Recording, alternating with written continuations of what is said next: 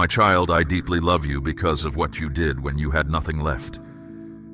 Hear this now, because what I am about to reveal is something you cannot afford to miss. I saw you when your strength was gone. I saw you when your hope hung by a thread. And instead of turning cold, you chose to stay kind. Instead of hardening your heart, you chose to keep believing. That is why my love for you burns the way it does. This is not a small thing. Heaven does not overlook a heart like yours. When everything around you gave you permission to quit, you did not quit. When bitterness knocked, you did not open the door. Something powerful began to move the moment you made that choice, and it is still moving now. Listen closely, because many misunderstand how love works. People think love is proven when everything goes well. I tell you the truth, the deepest love is revealed when everything feels lost. When the doors closed, when people walked away, when your prayers seemed to fall on silence, you still refused to become someone you are not. You still reached for me, even with a tired hand. That quiet reach moved me more than 1,000 loud songs of praise. Others in your place would have turned against everything they once believed. They would have let anger speak for them. They would have let darkness take root and call it wisdom. But you did something rare. You held on. It was weak at times. It was quiet. No one else noticed. I noticed. Understand what your endurance has done. It was not invisible, even when it felt invisible. Every time you chose silence instead of rage, every time you whispered hope instead of surrender, something was being written in my presence. I was there in that silence. I was there in that struggle. I was there when you were certain no one was watching. My love for you is not built on what you own or what you have achieved. It is built on who you proved to be when you had nothing at all. Do not underestimate what is happening now. The same season that tested you has become the ground I am building upon. Your faithfulness in the dark created a shift, and that shift is opening doors you cannot yet see. This is not luck. This is not coincidence. This is my answer to a heart that stayed true when staying true cost something. My love is not distant, and it is not passive. It moves, it acts, it arranges. When I say I love you, I mean that my hand is at work in matters you have stopped even praying about. You showed patience inside pain. You showed grace inside struggle. You showed belief inside uncertainty. Now watch what I do with that. Do not let your present situation confuse you. What you see right now is not the full picture. You may still feel lack pressing on you. You may still feel that things move too slowly. But I tell you plainly, the work has already begun. What was planted in your lowest hour is growing in soil you cannot inspect. Roots grow in the dark. They do not report their progress. Neither do mine. There is a reason you feel different lately. A reason something in you seems to be turning, like a season changing before the weather admits it.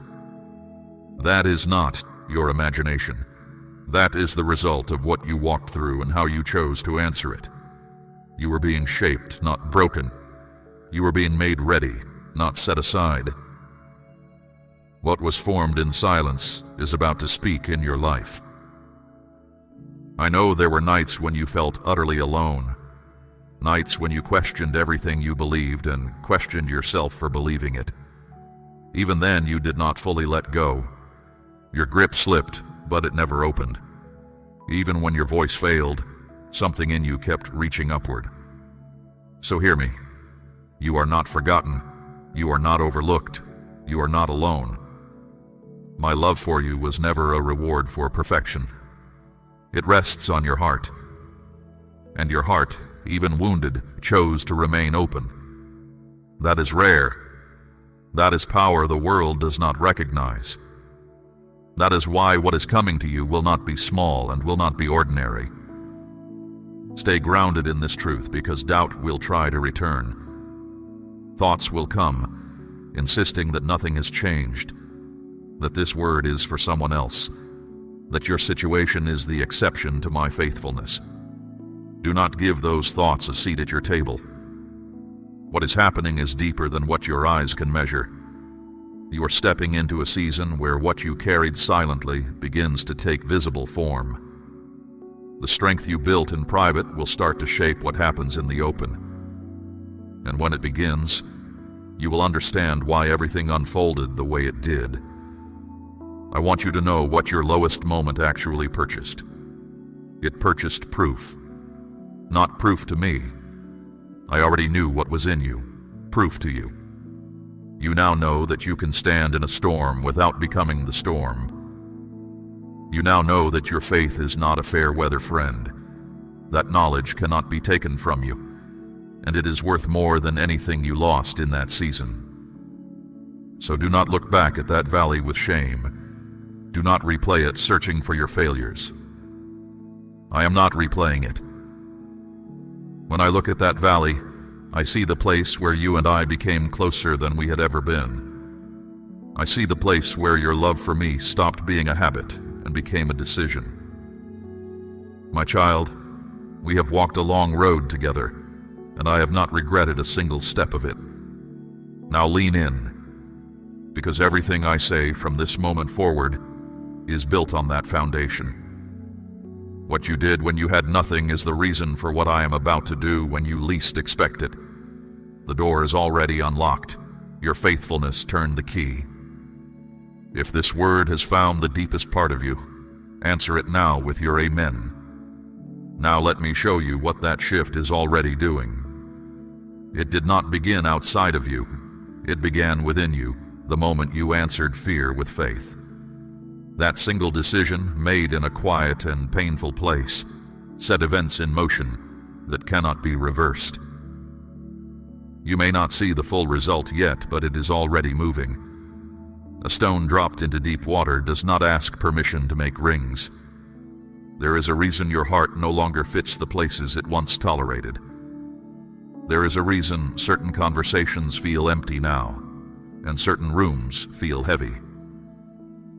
You are not the same person who walked into that season of struggle. Something in you has matured.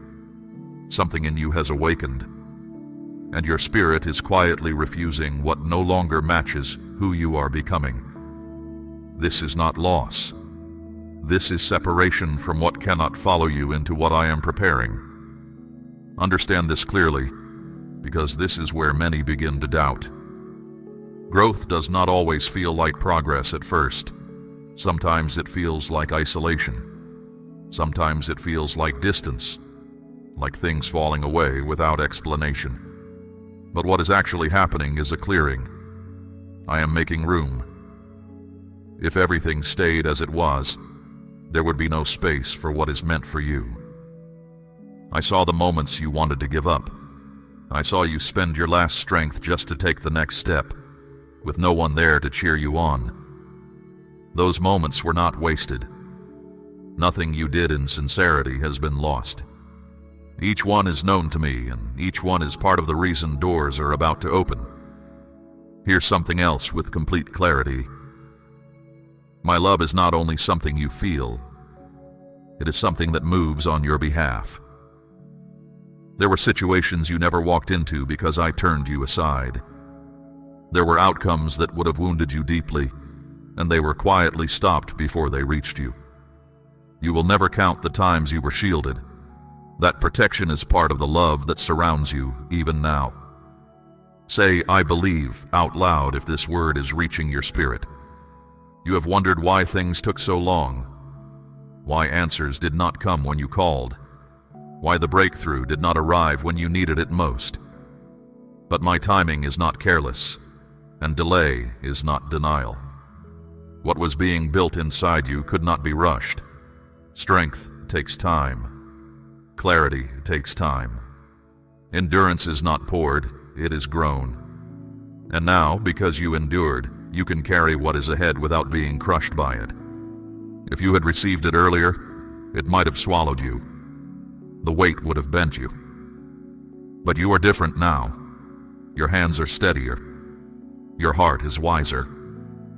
What once would have overwhelmed you will now sit rightly upon you, because you were made ready before you were made rich.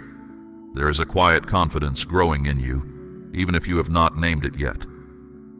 It shows in the way you respond to trouble. You no longer erupt the way you used to. You pause, you weigh, you choose. That is not an accident of age. That is the fruit of everything you walked through with me. Pay attention to what happens next, because it may not look dramatic at first.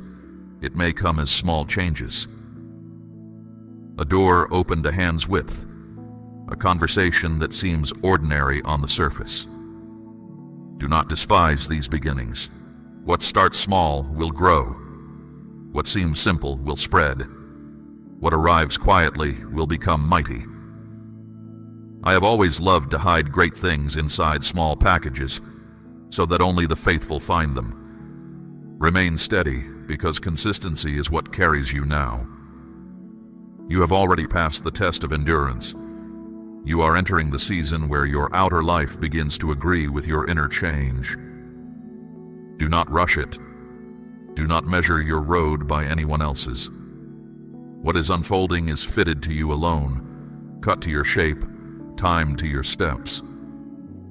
Others may not understand it. They did not walk your valley. They did not carry your weight. Guard your peace as a treasure, because it is won. Do not let noise, quarrels, or borrowed worries pull you from what is forming. You have come too far to hand your attention back to things that starve you. Protect your focus. Protect the quiet work happening in you. A field that is almost ready for harvest is exactly the field the birds gather over. What you did when you had nothing built a foundation that cannot be shaken. That is why what rises on it will not collapse at the first wind. It is rooted in something tested. It is anchored in something proven. I do not build palaces on sand, and I am not building your future on anything shallow. I am not only bringing change into your life, I am bringing order. Things will begin to make sense in ways they did not before. The right people will arrive without you chasing them. The right doors will open without you forcing them. You will look back and see how each turn led to this road, and you will stop calling those years wasted. Stay thankful, even for small things. Gratitude keeps the heart open, and an open heart receives more than a clenched one ever could. Do not overlook what is already in your hands while you wait for what is coming to them. The bread you bless multiplies. The bread you resent goes stale. You're not moving backward. You're not stuck. You're in transition, and transition is where transformation becomes visible. Keep walking, even when the steps feel small. Keep trusting, even when the path shows itself one stone at a time. I never light the whole road at once. I light enough. I always light enough. And now, before I show you the next thing, I ask you to steady your heart. What I am about to tell you is not soft. It is a warning, and it comes because I love you too much to let you walk blind into what has been quietly arranged around you. Blessing is coming, yes, but between you and that blessing, something has been set in your path. Listen carefully. I am warning you now because I see what you cannot see yet, and I know the decision forming in your heart. Stay with me to the end of this word, and I will show you why this situation is unfolding around you, and how to avoid the mistake that would cost you peace, blessing, and direction. This is a setup. Everything around you right now has been arranged to test your reaction, not your strength. You think the problem is the situation itself. It is not. The real danger is how you respond to it. There is something at work behind what you can see, carefully positioned to provoke you into acting too fast, speaking too soon, or trusting the wrong voice. So I tell you plainly, do not rush, do not panic, do not assume that what your eyes report is the whole truth. You are standing in a moment where your next move matters more than you realize. The enemy of your soul is hoping you will move from emotion instead of wisdom. That is why you feel pressure, confusion, and urgency all at once. It is designed that way, so that you will decide before you have truly thought. But I did not carry you this far to watch you stumble into something avoidable. That is why I am speaking now, with clarity and with urgency. My child, I am asking you to place a portion of what you have, something of real weight, upon the altar of this work, as gold laid on the scales of this calling. Let it be a seed sown into deep water, an offering set on stone, not held back in fear. This is proof that your trust rests in my hand to provide, and that your heart no longer clings to lack. What you release in faith does not leave your life. It moves ahead of you into the harvest I am preparing. Now hear the heart of this warning. Not every opportunity is from me, and not every door that opens is mine to open. Some doors are set before you only to reveal whether you have learned to wait for my voice, or whether you still chase whatever glitters. That is the nature of this setup. It is not sent to destroy you. It is permitted to reveal you. If you choose wrongly, you will feel the weight of it. If you choose rightly, you will see my protection in ways you did not expect. Right now, something or someone is drawing you toward a decision that feels urgent. But urgency is not the same as truth. I am asking you to slow down because what is being offered to you is not as simple as it appears. There are layers beneath it. There are intentions you cannot see and outcomes you cannot yet trace. Move too quickly, and you will bind yourself to something that drains you instead of lifting you. You have already felt this deep inside. That small voice telling you something is not right, even while everything looks fine on the surface. That feeling is not fear. It is discernment, and I placed it in you for exactly this moment. Do not silence it because others are pushing you. Do not smother it because the waiting is uncomfortable. Your peace matters more than pleasing people. Your alignment with me matters more than fitting into their expectations. This is where many fall. They hear the warning and override it. They feel the check in their spirit and talk themselves past it. They step into what they later spend years untangling. I am stopping you before that happens. I do not send warnings without purpose. When I speak like this, it is because something significant hangs in the balance. Something that could bend your path for years if you are careless with it. You may be dealing with a person who is not being fully honest with you, or a situation that has not yet shown its true face. You feel pulled to speak, to react, to settle it with one bold move. I tell you, this is not the hour for boldness. This is the hour for watching. Observe. Listen. Wait for clarity. When you wait, what is hidden begins to uncover itself without you forcing anything into the light. And understand what this setup is really for. It is not only about dodging a mistake, it is about sharpening your sight. I am teaching you to recognize patterns, to feel the difference between truth and its imitation. To trust me when the picture makes no sense yet. This moment is shaping you, not breaking you. School is not punishment, even when the lesson is hard. You are not alone in this, even when you are the only one who senses that something is off. I am with you in every hesitation. I see the pressure you carry, and I know how hard it is to stand still while everything around you insists on speed. But hear me. Stillness is your protection right now. There are forces that do not want you to reach what I have prepared, and they work through confusion, distraction, and stirred-up feelings. That is why this feels so intense. But I am greater than anything set against you, and my covering is already over you. Stay under it. Do not step out from beneath it through a rushed decision. What you are facing will pass. The lesson inside it will stay with you for the rest of your days. Handle this rightly, and you will come out of it stronger, wiser, and more awake than you have ever been. One day you will look back at this exact season and understand that what felt like a trap closing was actually a turning point. The place where I pulled you back from something far worse than a delay. So do not fear this moment. Do not run from it, and do not try to seize control of it. Stay grounded. Stay calm. Stay close to me.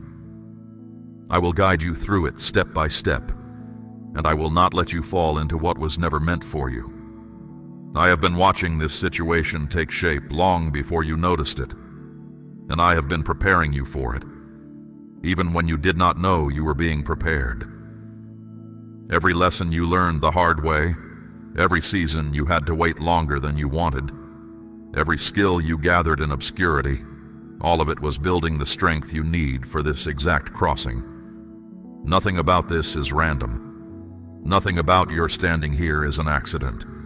The setup is not only around you, it is also within you. There is a part of you that has grown, more aware, more sensitive, more tuned to truth than you have ever been. And there is another part that still reacts quickly, that still jumps when emotion pulls the string. That part is being tested right now. I am allowing this moment to reveal which voice you will follow. Will you fall back into the old pattern of reacting, or will you stand in the new awareness I have been building in you? Notice that something about this situation feels familiar, as if you have stood here before wearing different clothes.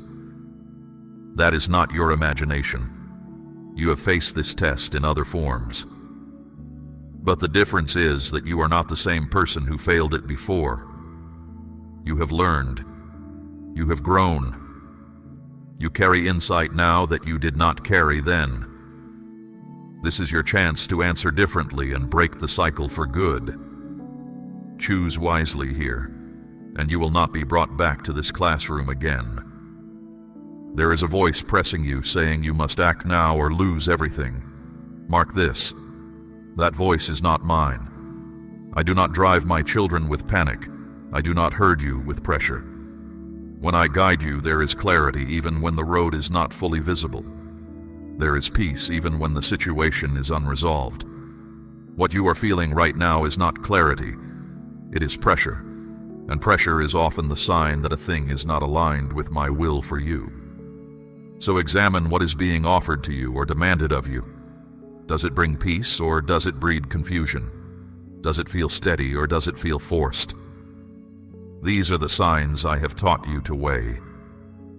I gave you the ability to sense right from wrong, not through reasoning alone, but through the deep knowing I planted in your spirit. That knowing is speaking now, even as you try to talk over it. You may feel a strong pull of the heart toward one choice, as if you are being tugged by a rope you cannot see. But not every strong feeling is truth. Feelings can be stirred on purpose to lead your eyes away from what is real. Step back. Separate what you feel from what you know. Feelings shift like weather. Truth stands like a mountain. Quiet your mind and you will find the mountain still there. Understand also that this decision reaches further than you. It will touch your path, your closest bonds, and doors that have not yet appeared. That is part of why the pressure is so fierce. Much is fastened to this one choice. Do not let that weight crush you. Let it slow you. A heavy load is exactly the reason to walk carefully. I am not asking you to be perfect. I am asking you to be awake. When you are awake, you notice the small signs, the details that do not sit right, the quiet nudges I send. When you are asleep inside, you move on habit, and habit is where mistakes live. Right now, wakefulness is your armor. There are people around you offering opinions. Some mean well. Some do not know what they carry. They advise you, urge you, lean on you toward a certain decision. But remember, they do not see what you see. and they have not walked through what you have walked through. Their sight is partial. Take counsel, but do not hand them the rudder. The voice I placed inside you must not be drowned by the voices around you. You are not weak for hesitating. You are wise for pausing. The world shouts at you to move fast. Decide now, act before the moment closes. I am telling you the opposite. Wait, watch. Let things unfold at their true pace. Waiting gives truth the time it needs to surface. Rushing cuts that work short and hands you something half-revealed. And hidden inside this trial is a blessing you have not yet seen. If you refuse the impulsive step, you make room for something better to arrive, something that fits your calling, something that brings peace instead of turmoil, something that feeds you instead of feeding on you. That is why I ask you to trust me here, even when trusting feels like standing still in a burning field. The fire you see is not touching what I have sealed. You may feel alone in this decision, as if no one alive understands what you are weighing. But you are not alone. I am with you in it. Every step you take, I see. Every thought that circles you at night, I know. And every time you choose to trust me, I add strength to you in places you will only discover later, when you find yourself standing where you once would have fallen. Do not let fear cast your vote. Fear always votes for the wrong door. Let trust guide your hand instead. Trust that I am steering you away from what was never yours and toward what has always been yours. You do not see the whole board. I do. And I am moving on your behalf even in this hour of uncertainty. Soon this will clear. What is hidden will step into the light, and what confuses you now will explain itself. Until then, your task is simple.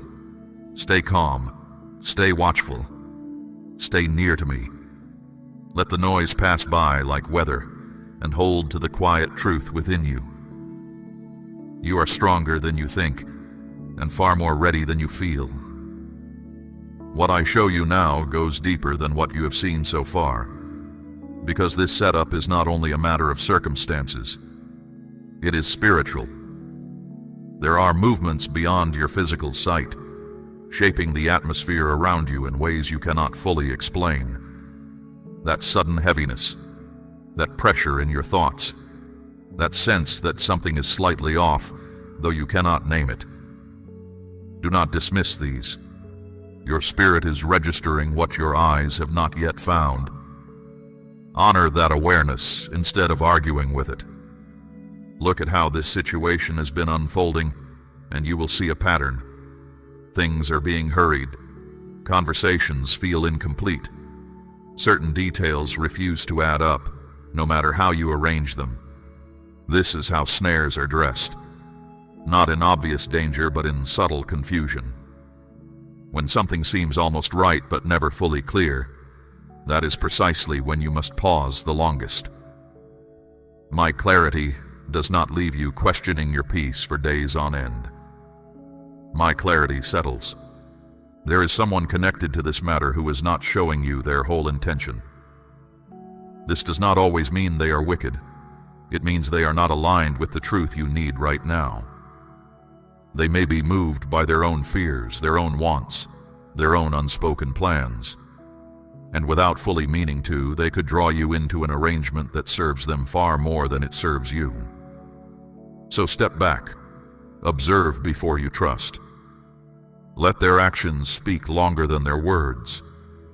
You feel the urge to explain yourself, to defend your position, to prove something to someone who has misread you. Hold that urge. This is not the moment for it.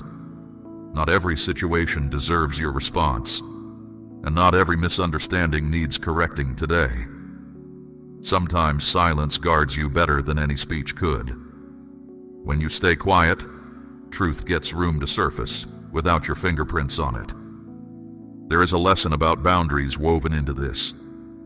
You have been learning to guard your strength, to say no without guilt, to recognize when something costs more than it gives. This moment asks you to live that lesson, not merely believe it. Boundaries are easy in theory. They become real only under pressure.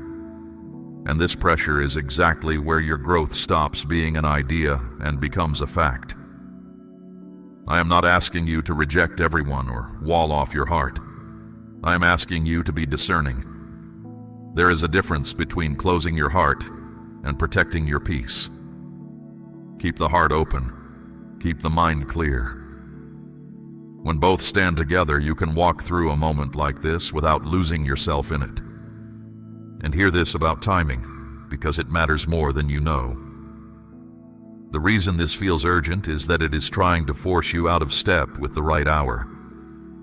What is truly meant for you never needs to be crammed through a narrow window of panic. It arrives with peace, even when it asks for patience.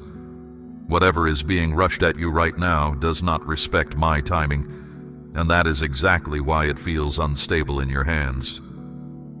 You wonder what happens if you wait, if you simply do not act. Let me tell you plainly, you will not lose what is truly yours. What I have appointed for you cannot be stolen by your patience.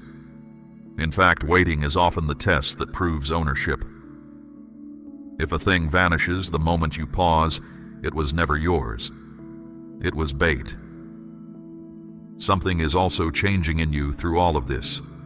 Matters that once felt normal now feel wrong. Situations you once accepted without a thought now make you stop. This is not weakness, and it is not you becoming difficult. It is growth. You are drawing closer to me, and as you do, your tolerance for what is false keeps shrinking. Rejoice in that. It means you are walking the right direction. But growth brings examinations, and this is one of them. It has not come to wound you. It has come to confirm that you are ready for what is next. When you pass through this, you will notice the change in yourself. You will trust your discernment more. You will feel less need to prove anything to anyone. You will move with a quiet steadiness that asks for no audience. There is protection in delay. What looks like a closed road is often me clearing debris you cannot see from where you stand. Run ahead, and you step into ground that has not been made safe. Wait, and I go before you, preparing the way stone by stone. Patience is not weakness. Patience is trust wearing work clothes. You are not behind in your life. You are not missing your chance. You are not losing ground by being careful. The world measures everyone with one clock, but I do not. Your path is your own, and I am the one pacing it. Stay in step with me, and everything you need will meet you at its appointed hour. Soon, something will confirm what you have been sensing. It may come through a conversation, a sudden understanding, or an event you did not arrange. When it comes, you will know why I told you to wait. You will see the fuller picture, and you will be grateful you did not spend yourself too soon. Until then, keep your footing. Do not let your thoughts spiral into dread or endless calculation. Stay present. Return to stillness when the noise rises. For in stillness, you will find the clarity you keep searching for in commotion. I have already blocked certain things you never saw coming. I have already redirected paths and rewritten outcomes for your good. This moment is simply that same protection, active again. Your part is to cooperate with it. Whisper, I trust you if you are willing to wait for my hand instead of forcing your own. Now let me name the deeper thing this season is exposing, because the mistake I am warning you about is not a single action. It is a pattern. The pattern of reacting before reflecting, of trusting too quickly, of moving without full clarity because the discomfort of waiting felt unbearable. This setup has dragged that pattern into the open, not to shame you, but so you can break it completely. And once you break it, you will not return to it. That is why this moment feels so heavy. It carries the weight of transformation. You will feel a strong pull toward what is familiar, even when the familiar is not good for you. Familiar things feel safe, simply because you know their shape in the dark. This is one of the hidden hooks of the setup. It invites you back into old habits, old responses, old ways of thinking that you have already outgrown. But you are no longer the person who followed those paths without question. You have grown, and now you must act from that growth, not from memory. Watch, because truth is already leaking through the cracks. Small inconsistencies, small doubts that will not be reasoned away, small realizations arriving at odd hours. These are not random, they are signals. When you notice them, do not explain them away to keep the peace. They are pieces of the clarity that is assembling itself in front of you. Frustration may be building in you, especially where answers are slow.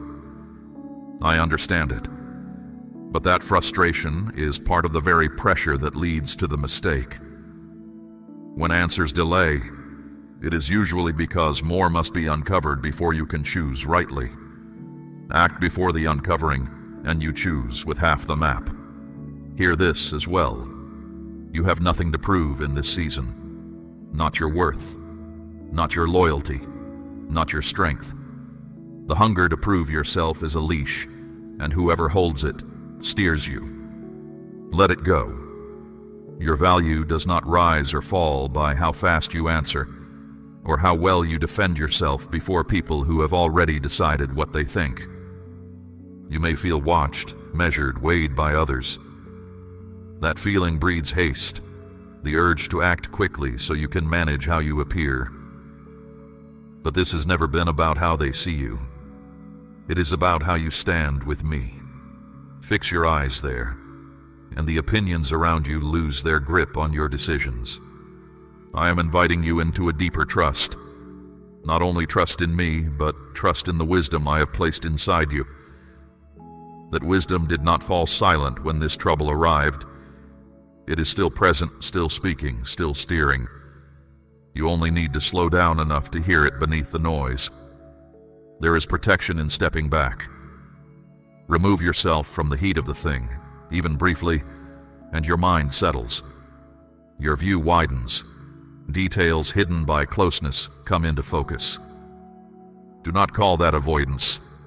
It is perspective, and perspective is a form of strength. The one who steps back to see the whole field is not fleeing the battle. Notice what happens when you make that space. Your thoughts begin to order themselves. What felt tangled starts to loosen. What screamed urgency begins to lose its voice. That is the sound of you returning to alignment. Peace comes back first, and understanding follows close behind it. The people involved will reveal more as time passes. Their words, their choices, their manner will speak. You do not need to squeeze anything out of them. Truth shows itself to the patient. Your role is to watch, not to control. The watcher stays free. The controller gets entangled in the very thing they are trying to master. You are not powerless here. Your power sits exactly where it has always been, in choosing your response. You cannot govern what others do. You can govern what you do next. And right now, your response is the hinge on which this whole setup turns. Stay calm, stay aware, stay aligned, and this thing will pass by you without taking anything that matters. Something is also being removed from your life through this process. You may not have identified it yet, but a thing that does not belong in your next chapter is being loosened and drawn away. Removal rarely looks like protection while it is happening. Later, you will see the space it left and understand that the space was the point. Let go of what is leaving. What is meant to stay does not need your grip to stay.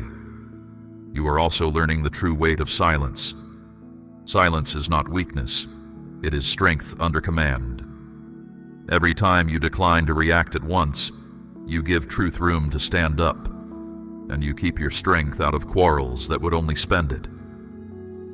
This discipline will serve you long after this situation is forgotten. And in the middle of all this, a calm is growing in you. It may feel unfamiliar, especially if you have lived braced for the next blow. But this calm is not numbness, and it is not surrender. It is the settled quiet of a heart that has decided to trust me even without all the answers. Guard it, feed it. Let it guide you more than your fears ever did. Those who love you will feel this change in you before they can explain it. The ones you carry in prayer will be touched by what I am doing in you, because a steadied soul steadies the house around it. Your peace will not stay contained within you. It will spill onto those you love, and it will speak to them of me without a single sermon. This is what the setup could never take from you, and what passing through it rightly will multiply. A clear eye, a quiet heart, and a strength that does not need to announce itself. You entered this season reactive. You are leaving it rooted. Now let me bring these two words together, because they were never two messages. They are one. I told you that I love you for what you did when you had nothing. And I warned you about the setup standing between you and what comes next. Understand how they join. The miracle you have waited for and the test you are standing in have arrived in the same season, on purpose. The test is the doorway. It is not blocking the blessing. It is guarding it until the one who receives it is the one who can hold it. This is how I work. Before I hand a person what they have prayed for, I let them show, to themselves, that the old pattern is dead. You have now seen the pattern. You have heard the warning. You know the difference between my voice and the voice of pressure. So when you pass through this gate with patience instead of panic, what waits on the other side will not be delayed another day. I do not tease my children. I prepare them, and you are more prepared than you feel. The endurance you built when you had nothing is the same endurance that will carry you through this test without breaking stride.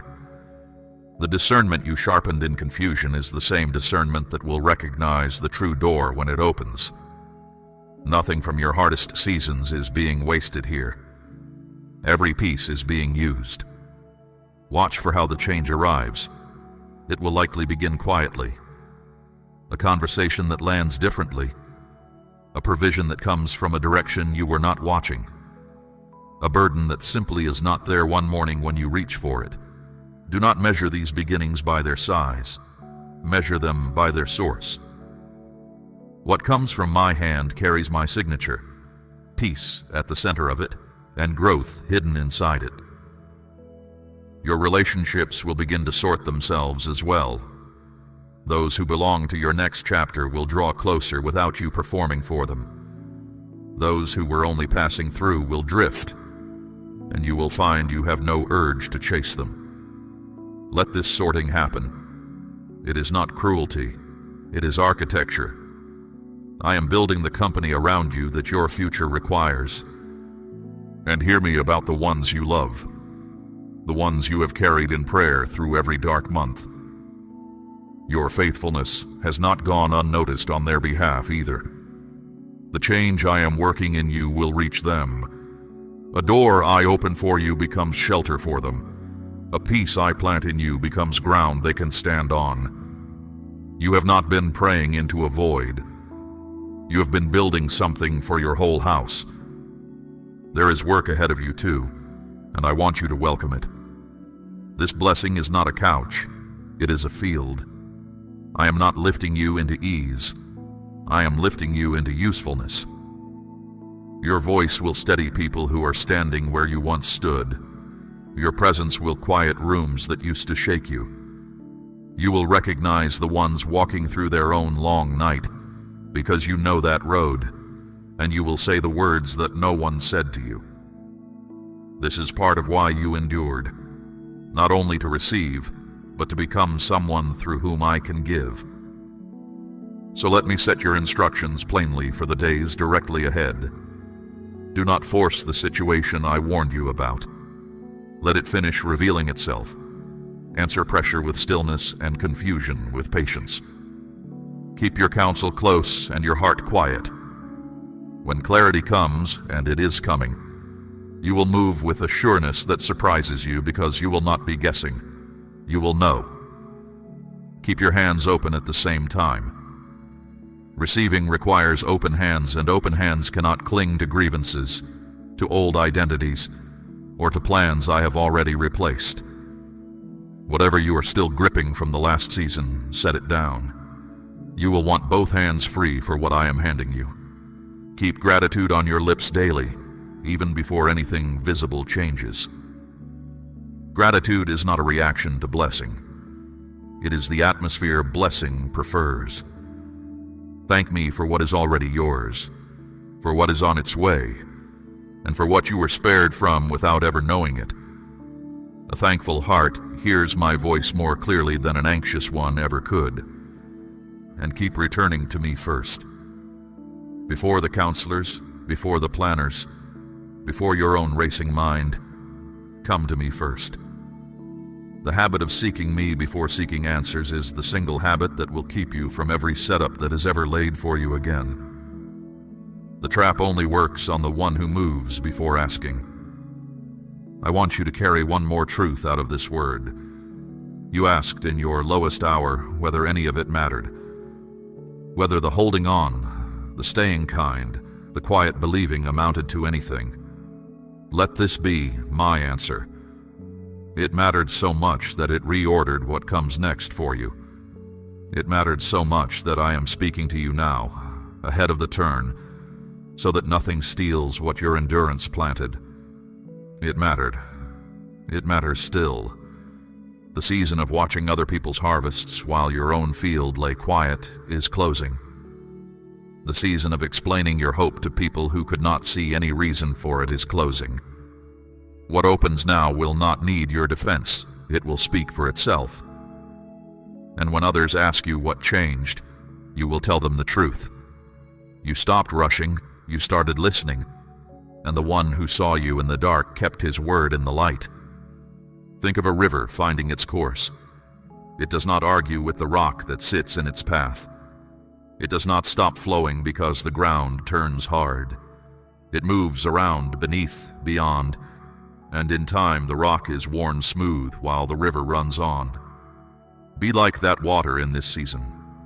Let nothing standing in your way convince you that the way itself is closed. Quiet persistence accomplishes what force never could, and it leaves no damage behind it. And guard your words while you wait. Speak over your life only what I have spoken over it, nothing smaller. The mouth that agrees with heaven builds a road for heaven to travel on. So when you speak of your future, speak as someone who has heard from me directly, because now you have. Let every word you release from this day make room for what I am bringing. So stand up on the inside, my child. Square your shoulders. The warning has been given and you have heard it. The love has been declared and you have felt it. The way forward is marked, patience at the gate, peace as your compass, and my voice above every other voice. Walk it exactly so, and you will look back on this day as the day everything turned. I am with you in the waiting. I am with you in the deciding. I am with you when the door swings open, and I will be with you in every room it leads to. Nothing said against you will outlast my purpose for you. Nothing arranged in shadow will survive my light. You are mine, you are ready, and what I have prepared is already moving toward you.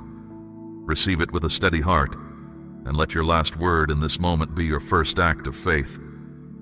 If you are ready to walk through what I have opened, seal this word now and declare your amen. We run on viewer support only. For exclusive member-only content, scan the QR or see the pinned comment. God bless you.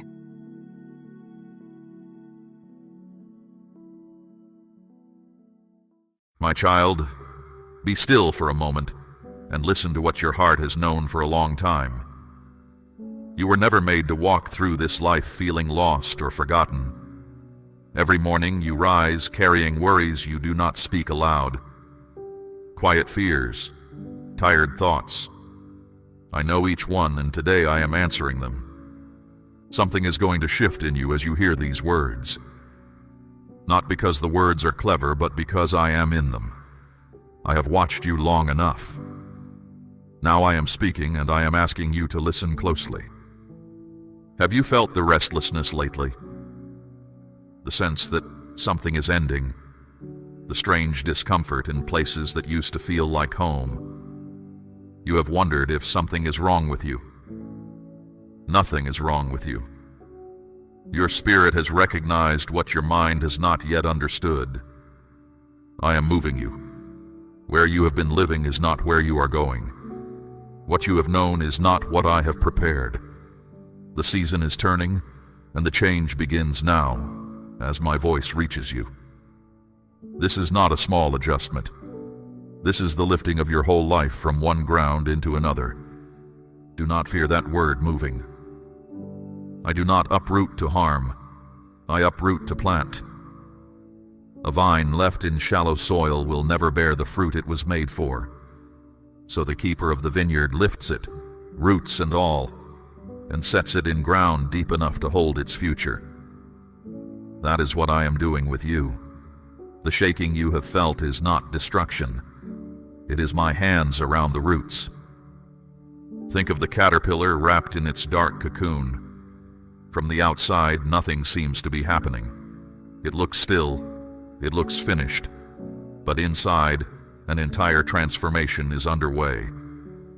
That has been your life in this last season. The stillness was not emptiness. It was work you could not see. You are not falling apart. You are being put together in a new arrangement, piece by piece, in a way that will one day make perfect sense to you. I do not waste seasons.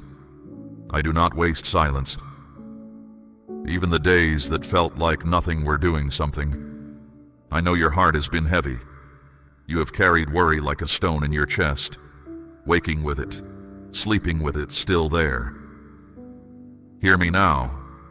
Fear does not get the final word in your story. I do, and my word over you is good. You were not made by accident. You were shaped with care and with a purpose that belongs to you alone. There is a light in you meant to reach people far beyond what you can imagine. It has been covered for a while. It will not stay covered. Part of this move is my hand lifting the covering. Picture a tree planted beside a flowing river. The sun beats down, the dry months come, and still the tree does not wither, because its roots drink from a source that never runs dry. That is the life I made you for. Stay joined to me and you will bear fruit in the right season, and no drought will touch what I sustain. A tree like that does not panic when the wind rises. Its branches sway, its leaves shake, but it stands, because what holds it is beneath the surface, where no storm can reach. Your strength works the same way. People see the smile you wear and the way you keep showing up. I see what holds you, hidden and deep, and I am the one holding it. So when you feel you have nothing left to give, remember where your strength comes from. It was never your own tired arms. It was never your worn spirit pushing through one more day. It is me, underneath you, closer than your next breath. When doubt creeps in during the quiet hours of the night, hold to what you know is true. I have carried you this far. I am not setting you down now. Take a breath right now as you listen. Let your shoulders drop. You are not alone in this, and you are not behind. Everything you are facing has already been measured, and none of it is stronger than the one who walks with you. Success is not a question in your future. It is a decision I have already made. Some things never change, and I am one of them. The promises I spoke over your life are still standing, as solid today as the day they were spoken. So keep walking. Be brave as you move forward, because your steps are being guided by wisdom far greater than your own. I am leading you toward a place of peace and abundance, even on the days the road makes no sense to you. Whatever tomorrow holds, you do not need to fear it. The way has already been prepared before you take the first step. No trouble that rises against you is greater than the love that surrounds you. My peace wraps around you like a covering, and my light goes ahead of you into the darkest stretch of the path. You will not be left behind. You will not be forgotten. Your greatest strength as you move into this new season is simply knowing how deeply you are loved. Not loved in a general way, from a distance, as one of many. Loved by name, loved on purpose, loved with a love that decided on you and has never once looked away. This is why I have come to you today before this day ends, because the move has begun, and I did not want you to walk into it confused. I wanted you to hear it from me. Where you have been is not where you are going. Receive that, and let it settle deep. Declare your amen now if your heart is open to receive this word. Before I show you where you are going, let me remind you how you have been kept. Think of a shepherd with his flock. He does not lead from far away. He walks among the sheep. He notices which one is limping, which one has wandered too close to the ravine, which one is simply tired and needs to be carried for a while. That is how I have cared for you. You were never one face in a crowd to me. I have noticed you individually, led you personally, and waited for you patiently, even when you wandered, even when you were slow to follow, even when you needed to be carried more often than you would like to admit. I lead you to green pastures. I bring you to quiet waters.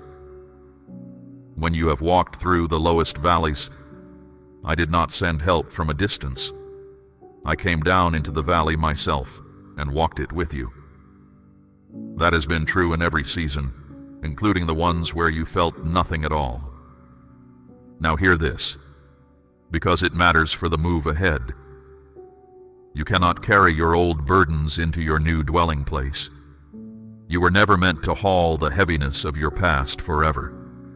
The old pain, the old guilt, the memories that weigh you down more than they teach you. I dealt with all of it long ago. It is finished business. Picture yourself walking along a shore, a heavy sack over your shoulder, filled with stones you picked up along the way. Each stone a mistake, each stone a regret, each stone a moment you wish you could take back. Every step is harder because of that weight. Now picture setting the sack down at the water's edge and watching the tide pull it out farther and farther until it disappears. That is what my forgiveness does. It does not lighten the load. It removes it entirely. As far as the east is from the west, that is how far I have carried your failures from you. So you do not need to defend yourself to people who only want to remind you of who you used to be. Those who judge you for things long buried are usually avoiding a look at their own hearts. Do not let their opinions shape how you see yourself. I have spoken over you, and my voice outranks theirs. Some days the same old struggles will return wearing different faces, hoping to wear you down. When that happens, do not run to noise and distraction. Come to me instead. Sit in stillness. Let your heart speak honestly about what it carries, and let me answer. That is where your strength gets rebuilt. And do not let worry about provision steal your peace. Look back for a moment. Remember the times you did not know how you would make it through, the debt you could not pay, the news that frightened you, the door that seemed shut forever. And yet here you are. A way appeared that you had not planned, more than once. Those moments were not luck. They were me. That same faithfulness is not behind you. It is ahead of you, already at work in the places you have not reached yet. What I did before, I will do again, and I will do more. I remind you of this because trust is the road you will travel on in this next season. Not certainty, trust. You will not always see the whole path. I never show the whole path at once because I am not only leading you somewhere, I am building someone.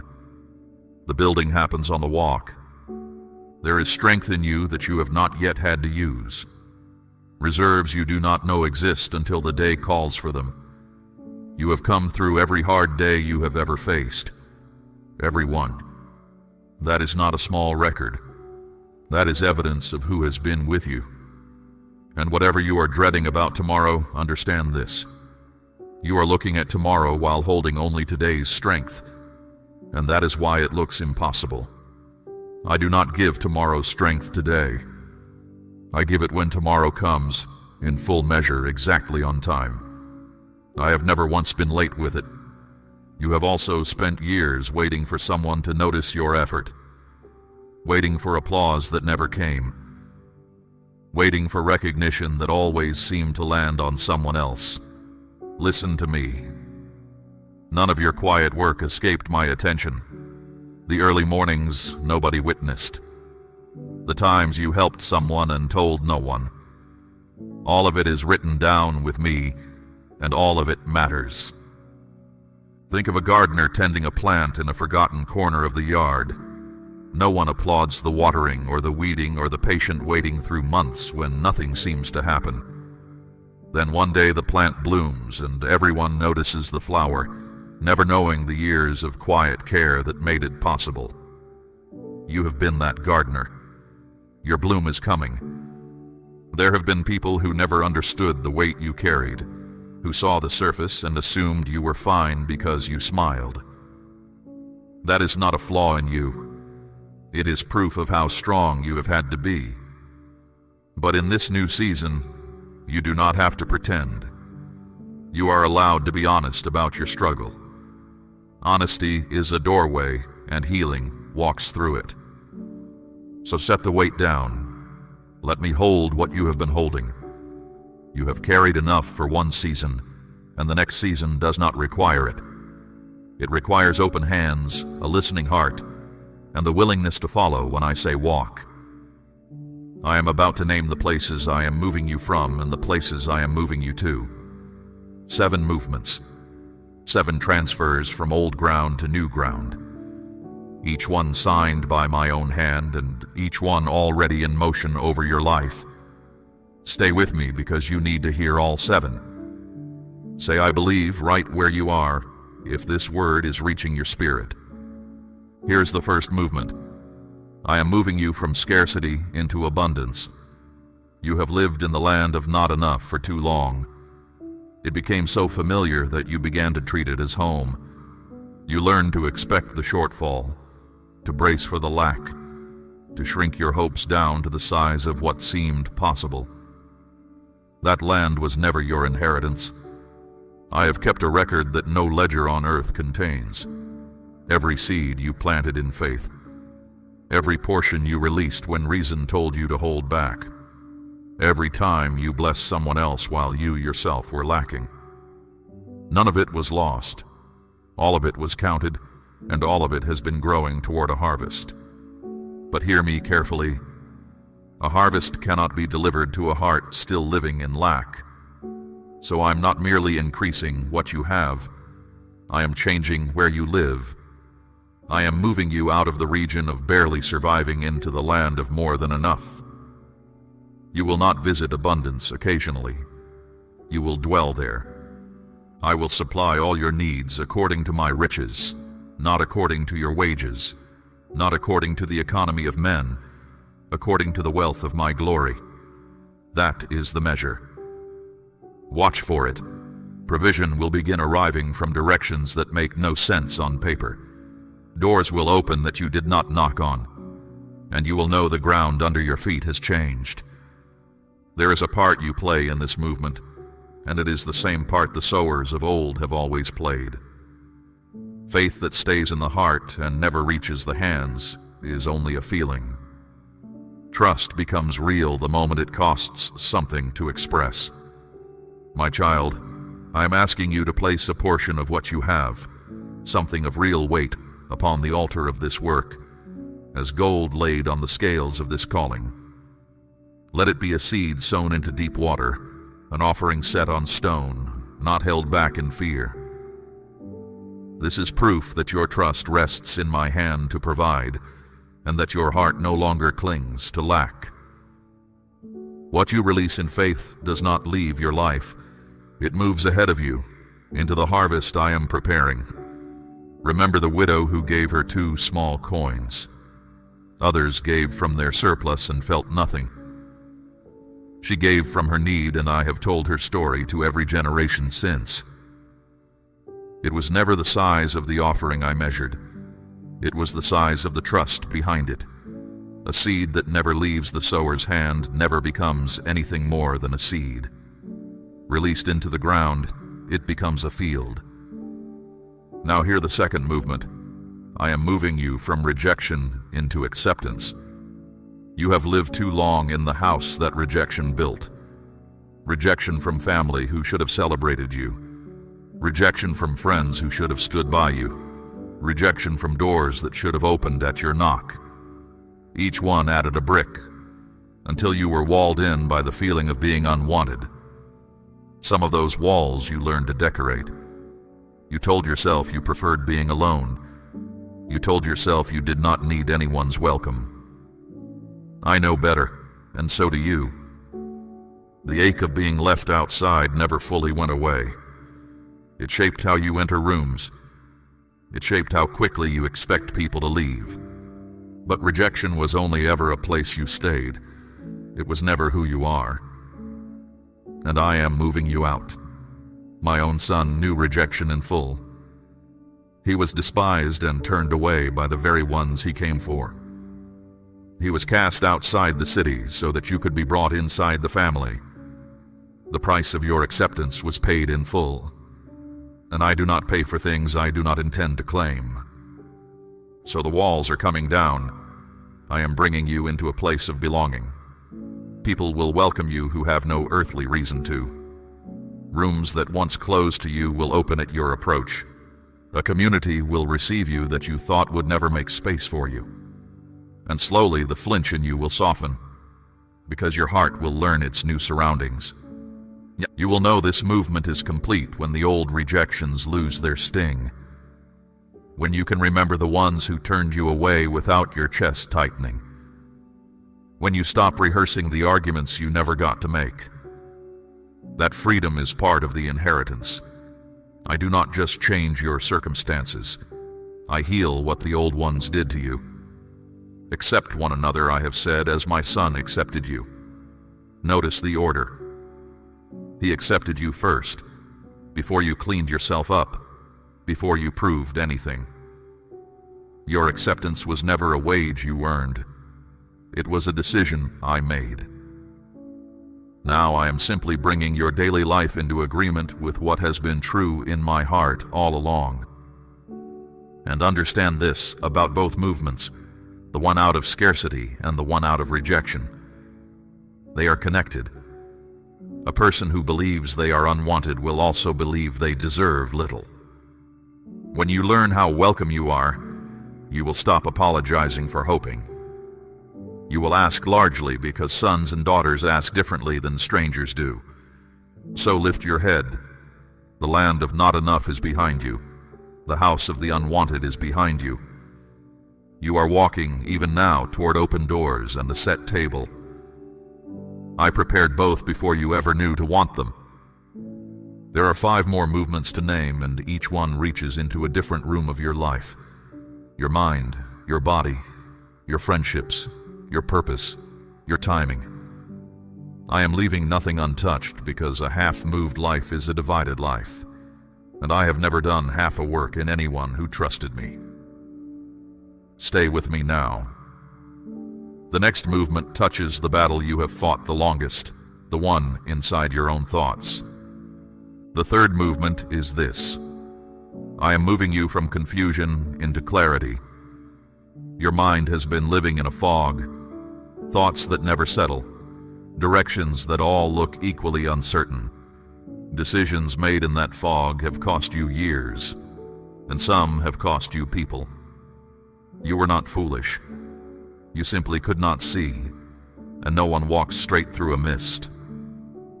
I am not the author of that confusion. I never was. I am a God of peace, and peace is the climate of the place I am bringing your mind into. The fog is lifting, even now, as you listen. Lying voices that clouded your thinking are being silenced. Distractions that scattered your focus are being swept from your path. Within days, something you have wrestled with will suddenly make sense. A decision that has sat heavy on you will become simple. A direction you doubted will become obvious. Do not credit coincidence when it happens. It will be my hand wiping the glass clean so you can finally see what was always there. Clarity changes more than decisions. It changes rest. A clear mind lies down at night and actually sleeps. A clear mind hears my voice without straining, because it is no longer drowned out by 100 competing worries. That quietness of thought is part of your inheritance, and I am handing it to you now. The fourth movement reaches into your body. I am moving you from sickness into health. Your body has been dwelling in a place it was never designed to inhabit. Pain that became so constant you stopped mentioning it. Weariness you learned to schedule your life around. Limits you accepted as permanent roommates. Hear my word over your frame. I am the Lord who heals you, not who might heal, not who could if conditions allow, who heals. Present tense, active. I knit your body together in the first place, and I have never forgotten how it works. So watch what begins to shift. Pain that was constant will start to loosen its grip. Strength that was drained will begin returning in the mornings. What was declining will steady, and what was steady will improve. Some of it will come through rest and wisdom. Some through the hands of skilled healers I have placed in your path. And some will simply defy explanation, because I reserve the right to do what no one can trace.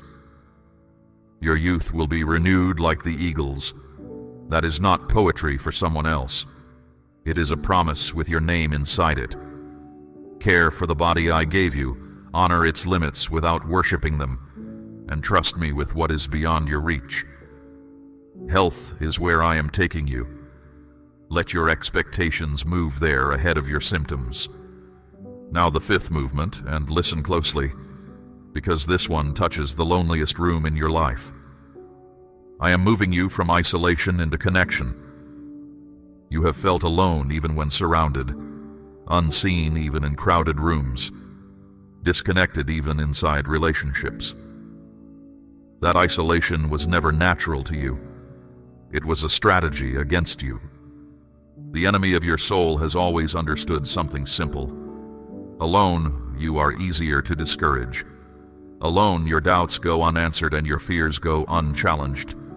So he worked to wall you off, to convince you that no one would understand, that reaching out was weakness, that solitude was safety. It was a cage painted to look like a shelter. I am tearing it down. I set the lonely in families. That is my ancient pattern, and I have not retired it. Even now I am gathering people toward you, people who will understand you without long explanations. People prepared for you during the same years you were being prepared for them. Companions for the road ahead, not spectators of it. Two are better than one, for if either falls, the other lifts them up. You have done too much falling with no one there to lift you. That season is closing. A knock will come, a conversation will start, a bond will form, and it will feel strangely like home. When it happens, do not retreat out of habit. Open the door. It will be me on the other side of it, wearing the face of a friend. And connection will ask something of you, too.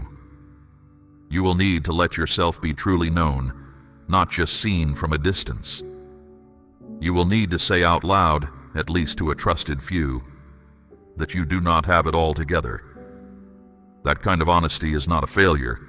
It is the toll gate on the road out of loneliness, and it costs far less than the isolation did. There is a reason I am moving your finances, your heart, your mind, your body, and your friendships, all in one season. These rooms are not separate houses. They lean on each other. A clear mind guards a healing body. A true friend steadies a hoping heart. Abundance shared builds the very bonds that hold you. I am not patching one wall. I am rebuilding the whole dwelling. So take stock of what I have named so far. Out of scarcity into abundance. Out of rejection into acceptance. Out of confusion into clarity. Out of sickness into health. Out of isolation into connection. 5 movements, all in progress, none of them waiting on your perfection. They wait only on your willingness to walk forward and not look back. Perhaps you are asking why now? Why, after all these years, would everything move at once? Because seasons belong to me and I do not consult the calendar of men. The tree does not negotiate with spring. When the appointed time arrives, the sap rises, and nothing that happened in winter can vote against it. Your appointed time has arrived. This is why the restlessness came. This is why the old places stopped fitting. 2 movements remain, and they are the deepest of the 7. One concerns how the world sees you. The other concerns the hour you have waited for the longest. Lean in now, because I saved these for last on purpose. The 6th movement is this. I am moving you from obscurity into visibility. You have been hidden. Not overlooked by accident, hidden on assignment. There is a difference and you need to understand it, because misreading this season has hurt you more than the season itself ever did. Your gifts were passed over. Your work went uncredited. Your voice was talked over in rooms where you had the most to offer. You concluded that you did not matter. That was the wrong conclusion. A treasure is not worthless because it is buried. Some things are buried precisely because of their worth. I hid you the way a swordsmith keeps a blade in the forge, not because the blade is forgotten, but because it is not finished. Had I revealed you earlier, the attention would have bent you before your character could bear the weight of it. I have watched many gifts rise faster than the soul carrying them, and I love you too much to let that be your story. But hear me now. The season of hiding is over. You are the light of the world, and a city set on a hill cannot be hidden. No one lights a lamp to put it under a basket. It is set on a stand, where it gives light to the whole house. You have lived under the basket long enough. My hand is on the basket, and I am lifting it.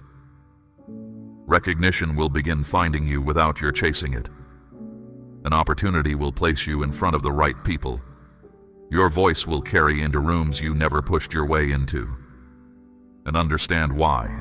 Not for your glory, for my purpose. The world needs what I put in you, and I intend for the world to receive it. Visibility in my kingdom is not vanity. It is stewardship. When it comes, stay low in your own heart. The same humility that carried you through hiddenness will keep you safe in the open. Trees with shallow roots cannot hold up heavy branches. Yours go deep. That was the point of the buried years. And now the 7th movement, the one that gathers all the others inside it. I am moving you from delay into destiny. You have lived at the edge of almost for years, almost breakthrough, almost healing, almost the life you sensed you were made for. Everything close, nothing arriving. You began to believe that almost was your permanent portion. It never was. The delays had reasons, some of them protective, some of them preparatory, and some of them the resistance of an enemy who feared what your arrival would mean. But whatever held the door, hear this. The hold has been lifted. What blocked you has been overruled. The file of accusations against your future has been closed by my own hand. I know the plans I have for you, plans for your good and not for your harm, plans to give you hope and a future. Those plans are not an idea floating somewhere ahead of you. They are a place, prepared and furnished, and I am walking you into it now. Not when you are perfect, not when circumstances align. Now, you will feel the difference before you can explain it. Things that always stalled will begin to move. Efforts that always leaked will begin to hold. The strange friction that surrounded your steps will be gone, and you will wonder at how doors simply give way. That is what it feels like to stop pushing against a delay that I have ended. Think of the potter and the clay, because this explains the years you have questioned. The potter does not rush the wheel. Sometimes his hands press firmly. Sometimes the vessel is pressed down and reworked entirely before it becomes what it was meant to be. If your life has felt reshaped again and again, none of it was wasted motion. Every form you passed through was necessary to reach the form you were made to hold. The vessel is finished now. It is time for it to be filled and used. Or think of gold in the furnace. Gold does not become precious sitting untouched in the ground. It passes through fire, and the fire takes nothing from it except what was never gold. If these last years have felt like heat, understand what the heat was doing. You are not coming out of this season diminished. You are coming out refined, and what remains in you now is the part that lasts. So let me say all 7 over you at once, so you can hear the full shape of what I am doing. Out of scarcity, into abundance. Out of rejection, into acceptance. Out of confusion, into clarity. Out of sickness, into health. Out of isolation, into connection. Out of obscurity, into visibility. Out of delay, into destiny. 7 movements, 1 work. Your whole life lifted from old ground and planted in new. None of this is a reward for your performance.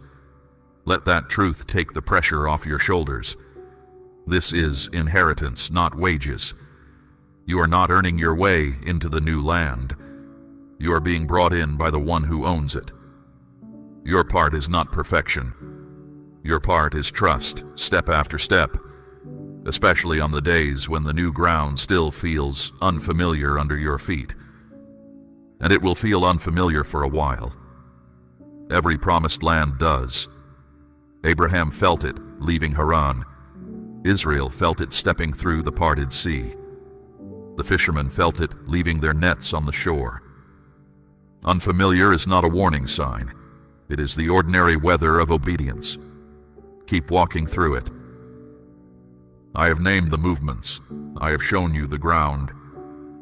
What remains is the crossing itself. And there is something about the crossing you must know, because it is where most travelers falter. Not at the leaving, at the remembering. Speak the words, I trust you now, if you are ready to walk into what I have prepared. Now the warning, and receive it as love, because that is how it is given. The enemy cannot stop this move. It carries my seal, and no power unseats what I establish. But he has one strategy left, and it is old and effective. He will try to make you homesick for the place you are leaving. In the days ahead, he will polish your memories of the old ground. He will make scarcity feel simple. He will make isolation feel safe. He will make the familiar ache feel like home, and the unfamiliar promise feel like risk. He will whisper that the old life was not so bad, and that the new one might not hold you. Remember Israel in the wilderness, freed from slavery by mighty signs, fed by bread from heaven, led by fire and cloud, and still they wept for Egypt. They remembered the food and forgot the chains. Whole years were lost between the leaving and the arriving, not because the promise failed, but because their hearts kept turning around. Do not lose years to a backward glance. You cannot cross into new land with your heart still renting a room in the old one. When the homesickness comes, and it will come, do not argue with it in your own strength. Bring it to me. Name it for what it is, a longing for the familiar, not a longing for the good. The familiar and the good are not the same thing, and much of your growth in this season will be learning to tell them apart. Understand also that you cannot yet see this move the way I see it. Imagine standing with your face against a great painting, so close that all you see are rough strokes and clashing colors. Nothing seems to connect. Step back far enough, and suddenly the picture makes sense. You are standing too close to your own life to see the whole canvas. I am not. From where I stand, even your hardest seasons sit exactly where they belong in the composition. So when a stretch of this crossing looks like chaos, withhold your verdict. You are judging brushstrokes. I am finishing a picture. One day you will step back, and your breath will catch at how deliberately it was all placed. And if the crossing includes a stretch that looks like nothing at all, do not panic in the stillness. Winter looks lifeless. The ground seems locked, the branches bare. But beneath the frost, roots are drinking deep and buds are forming in secret. Nothing about winter is idle. If this is a quiet stretch for you, quiet is not the same as abandoned. Spring does not ask winter's permission. It simply arrives, and yours will too. Some things you will need to leave at the border. Old versions of yourself, first of all. The serpent sheds its skin when it has outgrown it, not in shame, but simply because the old skin no longer fits. You are allowed to shed old habits, old fears, old names you answered to that I never gave you. That shedding is not loss. It is growth making room for itself. Certain connections may need releasing too. Some people are given for a season, and their part in your story ends naturally, without villains. Honor what they taught you. Release them without guilt. Other bonds that drifted may be ready for mending, and it is not too late to reach out. Ask me which is which, and I will show you. Not every open door behind you is an invitation, and not every closed one is final. Leave comparison at the border as well. It has no visa for the new land. Looking sideways at another's harvest convinced you that your ground was failing, but no one else's field was ever your measure. Look at the stars. Each one burns in its own place at its own distance, and none grows dim because another shines nearby. There is room in my sky for every light I have kindled, yours included, yours especially in the place I set it. And take joy across the border with you, deliberately. Joy is not a luxury for after everything is settled. It is provision for the road. You are allowed to laugh while things are still mending. You are allowed to celebrate small mercies in the middle of large uncertainties. A child can play in the morning and face hard lessons in the afternoon and feel no contradiction. Recover that freedom. The joy of the Lord is not the reward at the end of your strength. It is the strength. Guard your peace as you cross, because peace is how you will hear me. Make time daily to step away from the noise of the world and be still. Not to perform devotion, simply to be with me. The world offers 1,000 distractions, and not one of them can give your soul what it actually needs. Real peace, real joy, real direction. These flow from one source, and you know where I am found. I am found by those who seek me with their whole heart. In that stillness, I will steady you. When you feel weak, lean on me and feel the ground hold. When you feel lost, listen, and the next step will become plain. I never show you everything at once, but I always show you enough. The lamp for your feet lights the step you are on, and that has always been sufficient for those who trust the one carrying the lamp. One more thing about the crossing. Persistence is not optional. Keep asking. Keep seeking. Keep knocking. A child knocks at a door not knowing when it will open, but knocking still. Because somewhere deep down the child believes someone is home. I am home. I have always been home. Every knock has been heard and the door is already moving on its hinges. The river teaches the same lesson. Water is soft and stone is hard, yet the river carves the canyon, not by force, by continuing.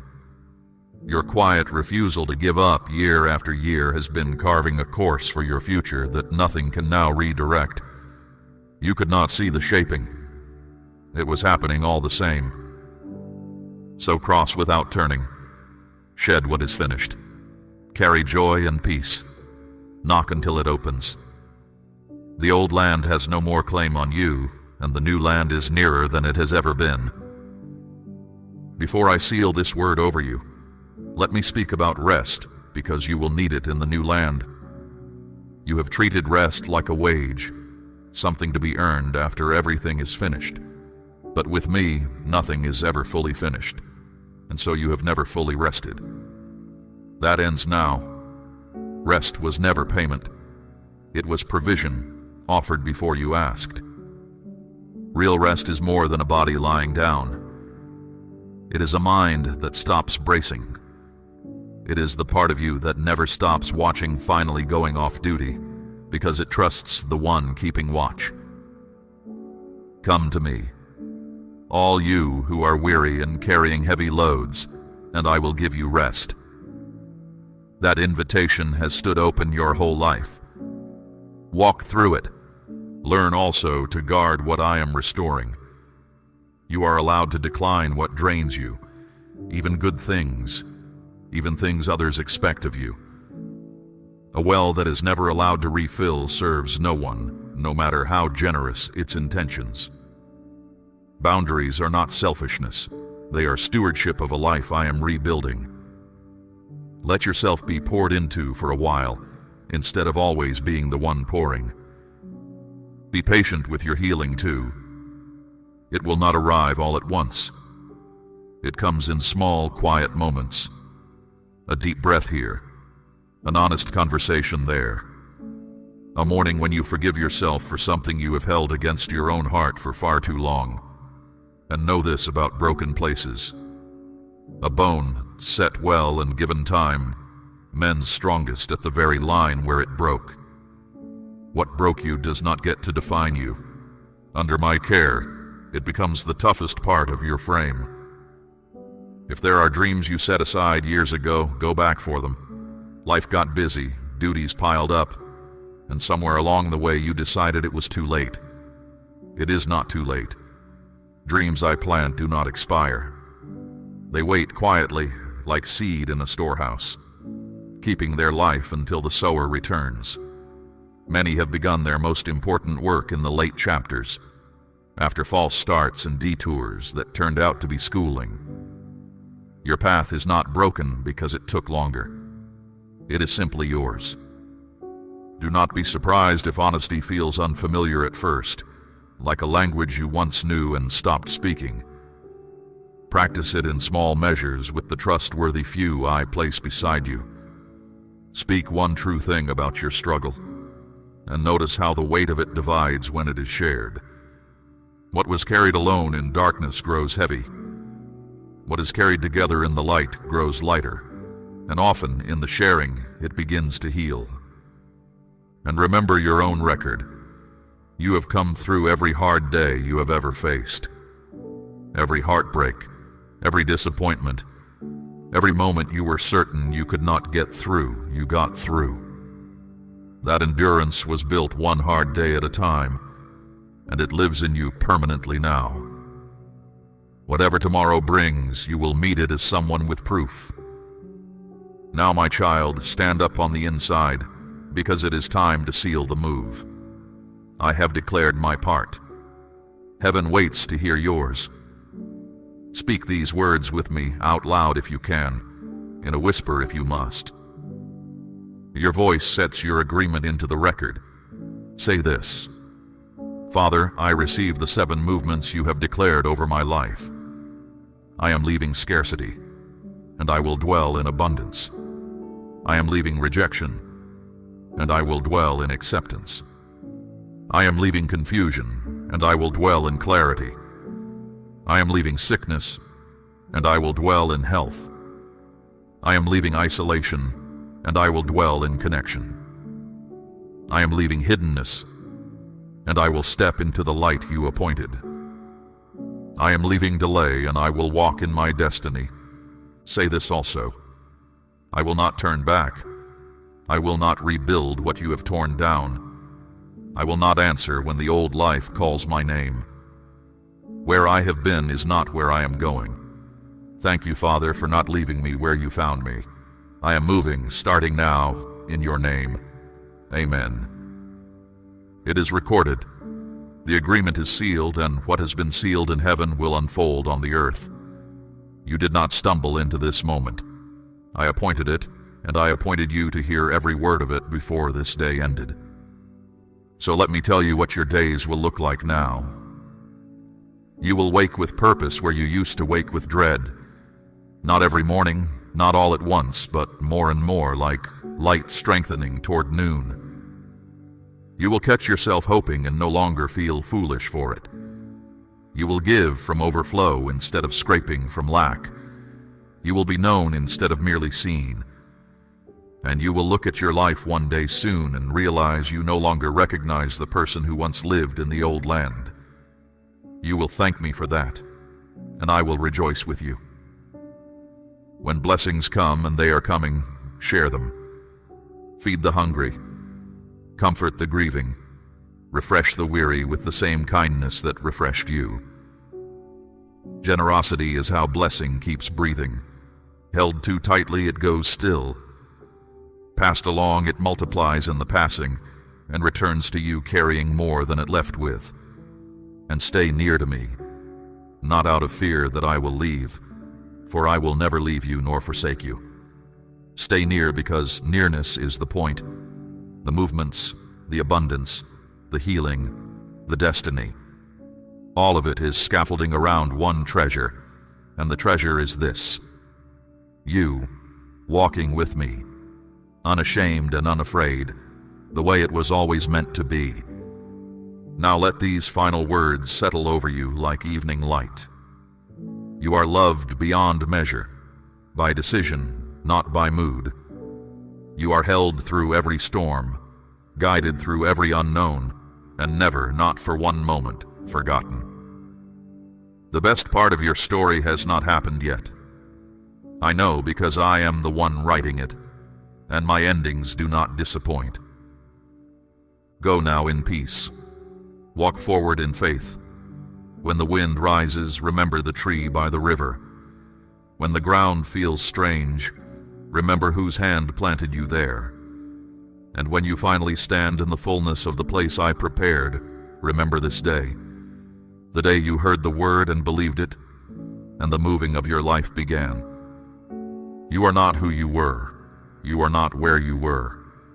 The old ground has no claim on you. The new land is under your feet even now. Welcome to abundance. Welcome to acceptance. Welcome to clarity and health, to connection and light. Welcome to your destiny. Welcome home, my beloved.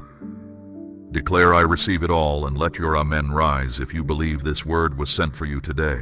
We run on viewer support only. For exclusive member-only content, scan the QR or see the pinned comment. God bless you.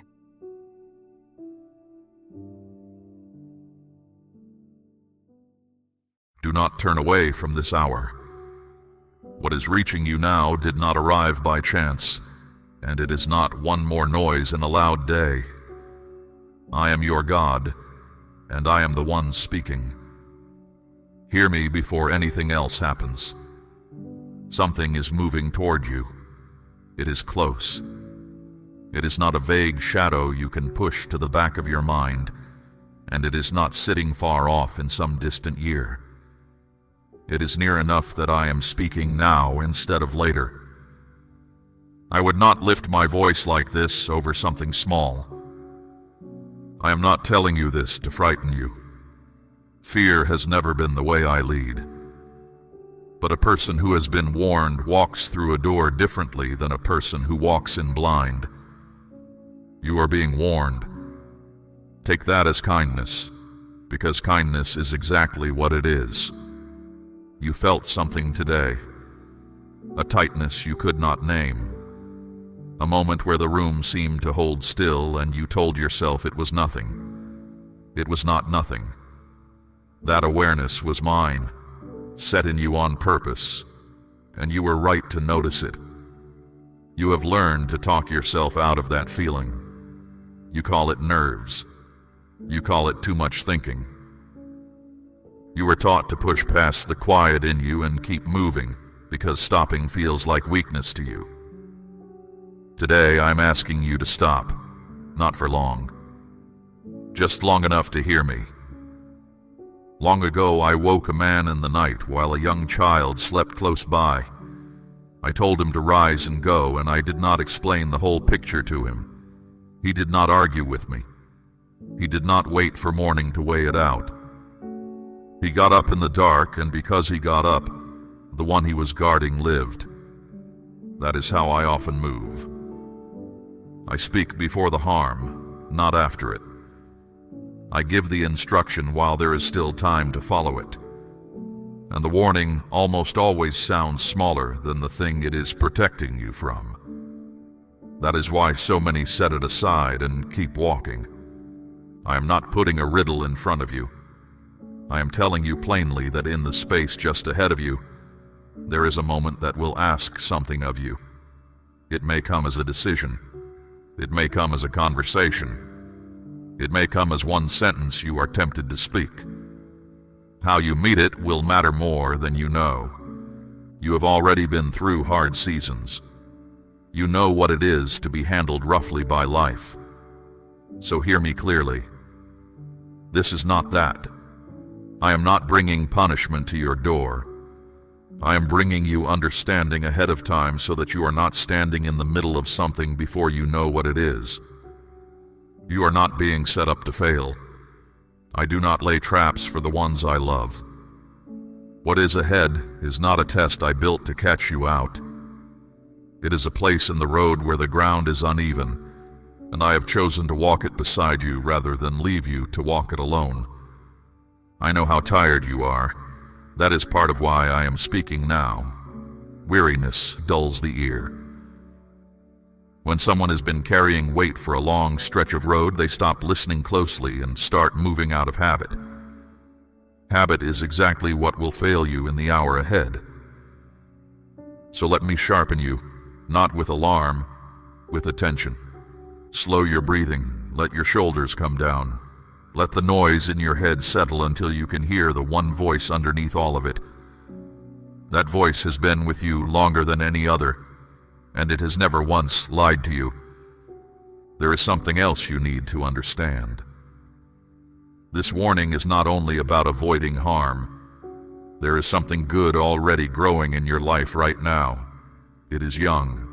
It is not sturdy yet. And what is coming has the ability to press against it. You may not even be able to name that good thing yet. A door that has begun to move on its hinges. Something bruised that has begun to knit back together. A hope you have not spoken out loud because saying it felt dangerous. I see it. I planted it. And I am not willing to lose it to one careless minute. So my instruction to you is not complicated, my beloved. Stay awake. Stay slow. Stay close to me. Those three things will carry you through what is coming with everything I have given you still whole in your hands. I have never left you to work your life out on your own strength, and I am not starting today. I am already ahead of you on this road. I have seen the turn you have not reached yet. Nothing about what is coming surprises me, and nothing about it is larger than my hand. Understand what kind of God is speaking to you. I am not one who stands at a great distance and remarks on your troubles. I come near. I involve myself. I interrupt. When my people were walking toward a cliff they could not see, I have stopped them in the road, and I have never once apologized for the interruption. Some who hear my voice want a full map. They want every detail spelled out before they will slow down. I rarely work that way, and there is a reason.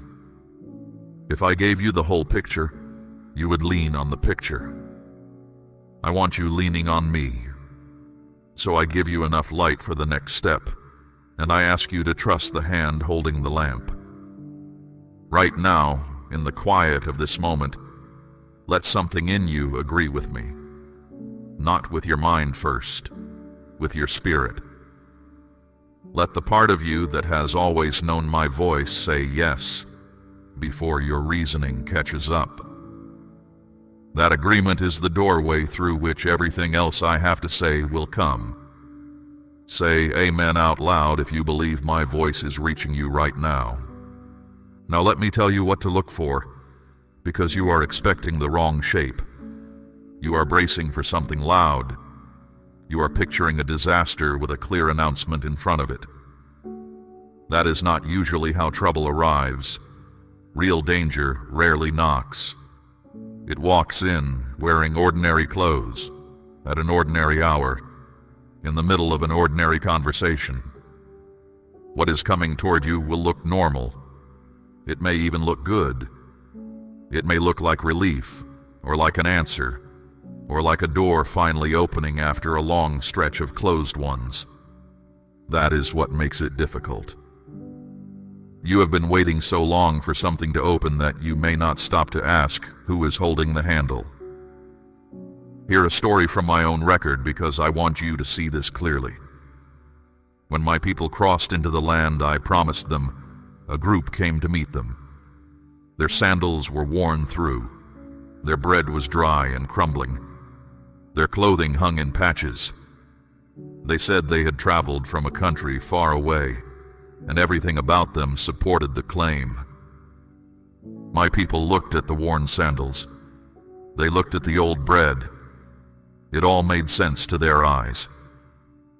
So they made an agreement with these travelers and bound themselves to it.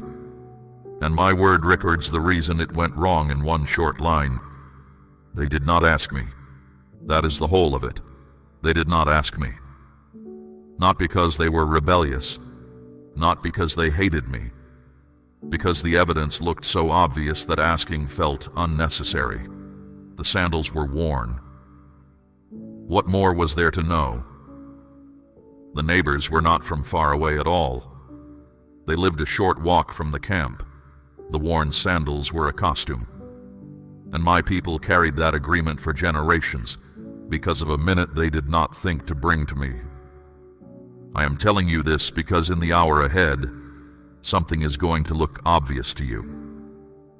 The evidence will seem to line up. Your reasoning will move fast and arrive at a comfortable conclusion. And in that moment, the question will not be whether you are clever enough. The question will be whether you asked me. So ask me, my child. Out loud if you must. Even 4 words will do. Even a breath in my direction while you are standing there deciding. I am not hard to reach and I am not slow to answer when the answer is urgent. Understand something about the word familiar. You treat familiar as though it means safe. It does not. Familiar only means you have met it before. There are patterns in your life that have come around more than once, wearing a slightly different face each time, aiming at the same soft place they always aim at. You know the pattern, I mean. You may not be able to describe it, but your body knows it. There is a certain kind of person, or a certain kind of offer, or a certain kind of pressure that has cost you before.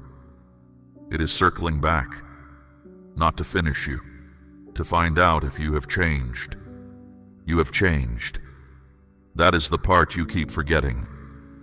You are measuring yourself against who you were the last time this came around, and that measurement is out of date. Something in you has been strengthened since then. Today you will meet the same pattern with a different person standing inside your name. Now let me speak about your mouth, because this is where the greatest risk sits. In the hour ahead, you may feel a strong pull to speak. Something will be said that lands wrong. Something will be implied about you that is not true. Something will demand a defense, and the words will already be forming before you have decided to use them. That pull is not from me. I saw a young king lose a nation over a single answer. His people came to him asking for a lighter load. He had older, steadier voices telling him to speak gently. He listened instead to the ones who told him to sound strong. He answered harshly, and by evening the kingdom had split in two. It never came back together. One answer, spoken fast, spoken to look strong, and the cost outlived him. I am not asking you to be silent forever. I am asking you to be slow. There is a space between what happens to you and what comes out of your mouth, and that space is where your protection lives. Most people give it away. I am asking you to hold on to it in the hour ahead. You do not owe an explanation to everyone who demands one. You do not have to defend a life I am already defending. Let me say that again, because you have never fully believed it. You do not have to defend a life that I am already defending. Silence is not surrender. When you hold your peace under pressure, you are not losing the exchange. You are refusing to hand over the one thing they came for, which is your reaction. Take that away, and there is nothing left for the moment to work with. I know what it costs you. You want to be understood. You want the record set straight. You want someone to acknowledge that you were right. And you have wanted that for a long time in more than one situation. Set it down for now. I keep better records than they do, and I will settle every account in its proper hour. There is a strength in restraint that the world has never learned to see. It looks like nothing is happening. It looks like you let it go. But the one who can stand in the middle of provocation and not move is carrying something that cannot be taken by force. That is who I am asking you to be for the next stretch of road. Not defended, not loud, steady. Watch, ask me, and wait before you answer. Speak your amen if you are trusting me in this hour. There is one more way you can tell the difference between my voice and everything else pressing on you. Learn this, and you will never be badly deceived again. I do not rush you. Read that again and let it settle. I have called you many things and asked many things of you, but I have never stood over you demanding an answer this second. When something is pushing you to decide right now, before you have thought, before you have prayed, before you have slept on it, that pressure did not come from my throne. Urgency and clarity are not the same thing. Urgency makes your chest tight and your thinking narrow. Clarity does the opposite. When I make something plain to you, the room gets wider, not smaller. You can breathe. You may still be uncertain about the outcome, but you are not frantic about the next step. So use that as your measure. If the pressure is squeezing you, step back from it. Whatever is real will still be there when you have prayed.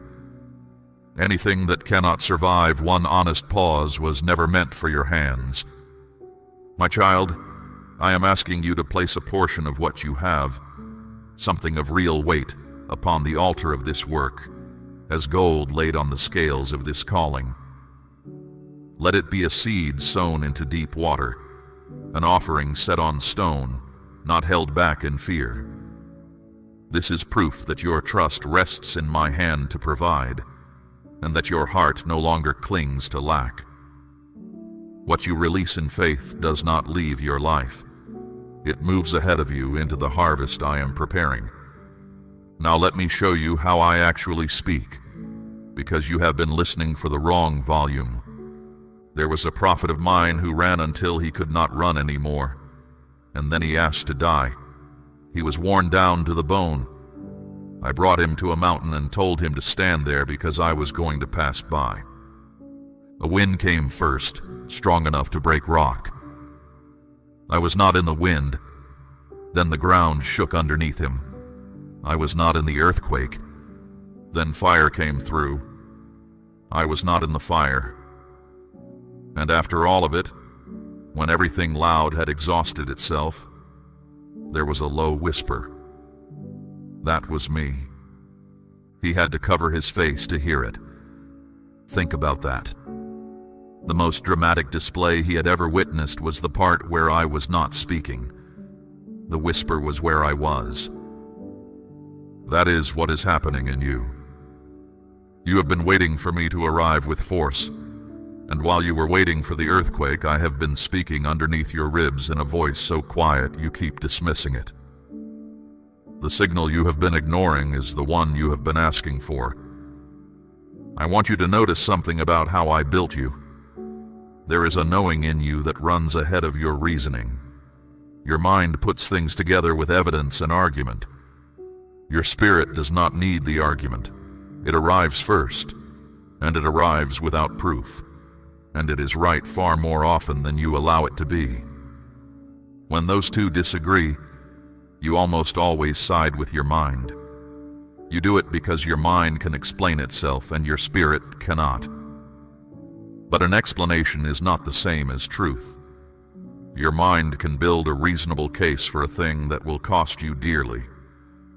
Your spirit will simply say no and offer you nothing to hold up in court. Side with your spirit. It is the older witness and it is closer to me. Let me tell you about a man who was traveling a road he should not have been on. His animal stopped in the path and would not move. He struck it. It moved again, and then it pressed him against a wall. He struck it again. The third time, it simply lay down beneath him, and he was furious. He could not see what the animal saw. There was a messenger of mine standing in that road with a drawn blade. The stubbornness he was beating was the only thing keeping him alive. His anger was aimed at his own rescue. You have done this. There have been times when something in you refused to go forward, and you forced it. You called yourself afraid. You called yourself unspiritual. You pushed through the resistance, because pushing through is what you have been praised for your whole life. Hear me. Some of that resistance was me. Not all of it. Fear is real and fear lies.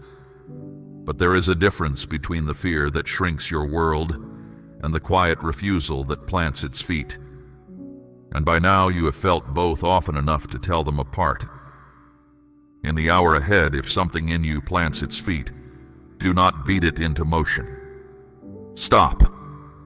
Ask me what is standing in the road. I will tell you. I am not in the habit of hiding my reasons from someone who genuinely wants to know them. And if I do not answer immediately, that silence is an answer too. It means wait. Waiting is not nothing. Waiting is an action, and it is often the strongest one available to you. You have spent years believing that being still meant being passive. It never did. Standing still while everything around you is moving takes more strength than moving does. Anyone can be swept along. Only someone anchored can hold position. You are anchored. I set that anchor myself, deeper than you can see from where you stand. That is why the pressure of this hour will move things around you without moving you. I told you there is something good already forming in your life. I want to spend time on that now, because protecting it is half the reason I am speaking. You have been so focused on what is wrong that you have not accounted for what is right. Something has begun. It is quiet. It has not produced results you can point to yet. And because you cannot point to it, you have not been guarding it. Here is how new things work in my hands. They start small and they start hidden. A grain goes into the ground and disappears. For a stretch of time there is nothing to see, and anyone judging by appearance would say nothing is happening. That is exactly when the most is happening. Do not despise the small beginning. You have a habit of doing that. If a thing does not arrive fully grown, you assume it is not from me. But nothing I have ever built arrived fully grown. Everything I make comes up from underneath. Let me tell you about a woman who was out of options.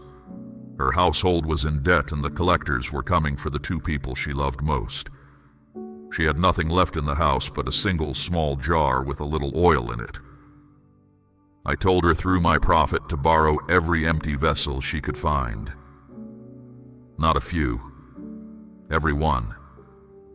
Then she was told to go inside her own house, shut the door behind her, and pour.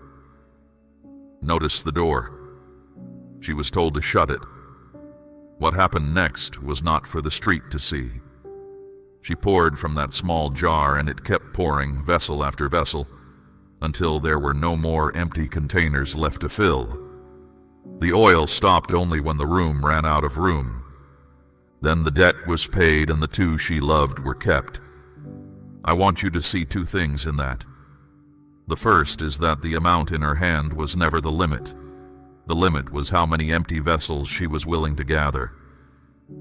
The second is that it happened behind a closed door. There are things in your life right now that need a closed door, not because they are shameful, because they are young. A young thing does not need an audience. It needs quiet, and it needs time. So stop announcing it. Stop laying it out for people who have never once been glad for you. You have a habit of taking the newest, most tender thing in your life and handing it to whoever asks, and then you wonder why the joy leaks out of it. Guard the door. Pour in private. Let the results speak later, when the thing is strong enough to be seen. There is one more thing that will come for what is forming in you, and it will not come as an attack. It will come as an invitation. I had a man rebuilding a broken wall. The city he loved had been in ruins for years, and he had finally gotten the work moving. His opponents saw they could not stop him by force, so they changed tactics.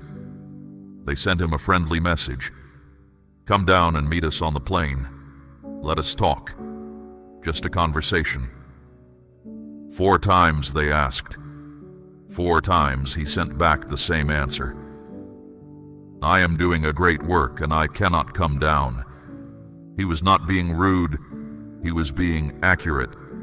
He understood something you need to understand today. There was nothing wrong with the plane. The problem was that he was on the wall, and the wall was where the work was, and every step down was a step away from it. You're going to be invited down. Something will present itself as reasonable, harmless, even overdue. A conversation you should have. A situation you should address. A person you should finally deal with. And it will all sound so sensible that refusing will feel like avoidance. Ask one question. Does this take me up, or does it take me down? Not whether it is fair. Not whether they deserve an answer. Whether it moves you toward the work I have given you, or away from it. You do not have to attend every meeting you are called to. You do not have to answer every accusation. You do not have to descend to the level of every argument in order to prove that you could have won it. Stay on the wall. I know this is hard for you because you were raised to be reachable. You answer, you show up, you explain. Being unavailable feels to you like being unkind. But there is a season for open hands and a season for a closed door. And I am telling you plainly which season you are in. The ones who love you will still be there when the wall is finished. The ones who only wanted you off the wall will lose interest, and their leaving will teach you something you needed to learn anyway. Let me speak to the tiredness now, because I know the door and the wall both take strength you feel short of. You have been holding a great deal together with very little help. You have been the steady one in rooms where no one asked whether you were steady. And you have started to believe that if you stop holding, everything falls. That is not true. I am the one holding. You are leaning against something that does not depend on your grip. You may loosen your hands without the world coming apart, and you may rest without losing your place. So rest tonight. Not because the danger is gone, but because rest is part of how I prepare you. A tired person makes hasty choices. A rested person waits well. I would rather you meet the hour ahead unhurried and clear than exhausted and impressive. What is forming in you is worth this care. I would not warn you over something disposable. The strength of a warning tells you the value of what is being protected, and I am speaking to you with everything I have. Now I am going to tell you something about the prayers you thought went nowhere. Listen closely, because this will change how you understand the last several years of your life. There was a man who prayed for understanding and then waited. 3 weeks went by. He ate almost nothing. He stayed in that posture day after day with no reply, and by the end of it he was worn thin and beginning to wonder whether he had been speaking into an empty sky. When the answer finally reached him, it came with an explanation he had not expected. He was told that his words had been heard on the very first day, not the 20th, the first. The reply had been sent immediately, and it had met resistance on the way. Sit with that, my child. He had spent 21 days believing he had not been heard, and he had been heard within the hour. What he interpreted as my absence was a contested road. There was pressure against the answer, not against the asking. And when the resistance held too long, I sent the captain of my own host to break through it, and the message arrived. I am telling you this because you have your own count of days. You know exactly which prayer it is. You stopped bringing it to me because bringing it up again hurt more than leaving it alone. You decided the silence meant no. The silence did not mean no. Some of what you asked me for has been in motion the entire time, moving through ground you cannot see, against pressure you were never asked to fight. You have been judging the whole matter by the only part of it that was visible to you, which was your own waiting room. Do not build your understanding of me out of what you can see. You are looking at one small window and drawing conclusions about the whole house. There was a servant of my prophet who woke early one morning and looked out over the city. It was surrounded, horses, chariots, soldiers on every side. He ran back inside in a panic, asking what they were going to do. The prophet was not alarmed. He asked me to open the young man's eyes, and when they were opened, he saw the hillside above the enemy filled with horses and chariots of fire. The help had been there the whole time. It had been there while he panicked. Nothing changed in the field that morning except what he could perceive. That is your situation more often than you know. You have counted the opposition carefully and never once counted what stands on the hill. You are precise about your problems and vague about my resources. So you live braced when you could live steady. There have been nights in your life when something turned in your favor and you never learned why. A situation that should have crushed you simply lost its momentum. A person who was determined to harm you moved away or moved on. A threat came right up to your door and then stopped there. You called it luck. You called it a close call. It was not either of those. I have settled entire matters in a single night before, and the ones who woke in the morning found the field changed without a sword being lifted by the people I was defending. I do not need you to fight what I have already handled. I need you to stop rehearsing a battle I have finished. Now hear something about those who have set themselves against you. There was a man in a palace who built a structure meant to destroy someone he hated. He measured it. He had it made high enough that the whole city would see it. He went to bed satisfied, and by the end of the following day, the thing he had built was used on him instead. I did not need to construct anything to answer him. He had already done the work himself. That is very often how it goes. Malice is a poor builder. Given enough time, it collapses inward on the one who made it, and I do not have to lift a hand to arrange that. So take your attention off them. You have given years of thought to people who no longer deserve a single minute of it. You have argued with them in your head, won speeches you will never deliver, and rehearsed old wounds until you knew them by heart. All of that is time taken out of your one life and handed to someone who does not even know they have it. I will handle them. I am better at it than you are, and I am not emotional about it.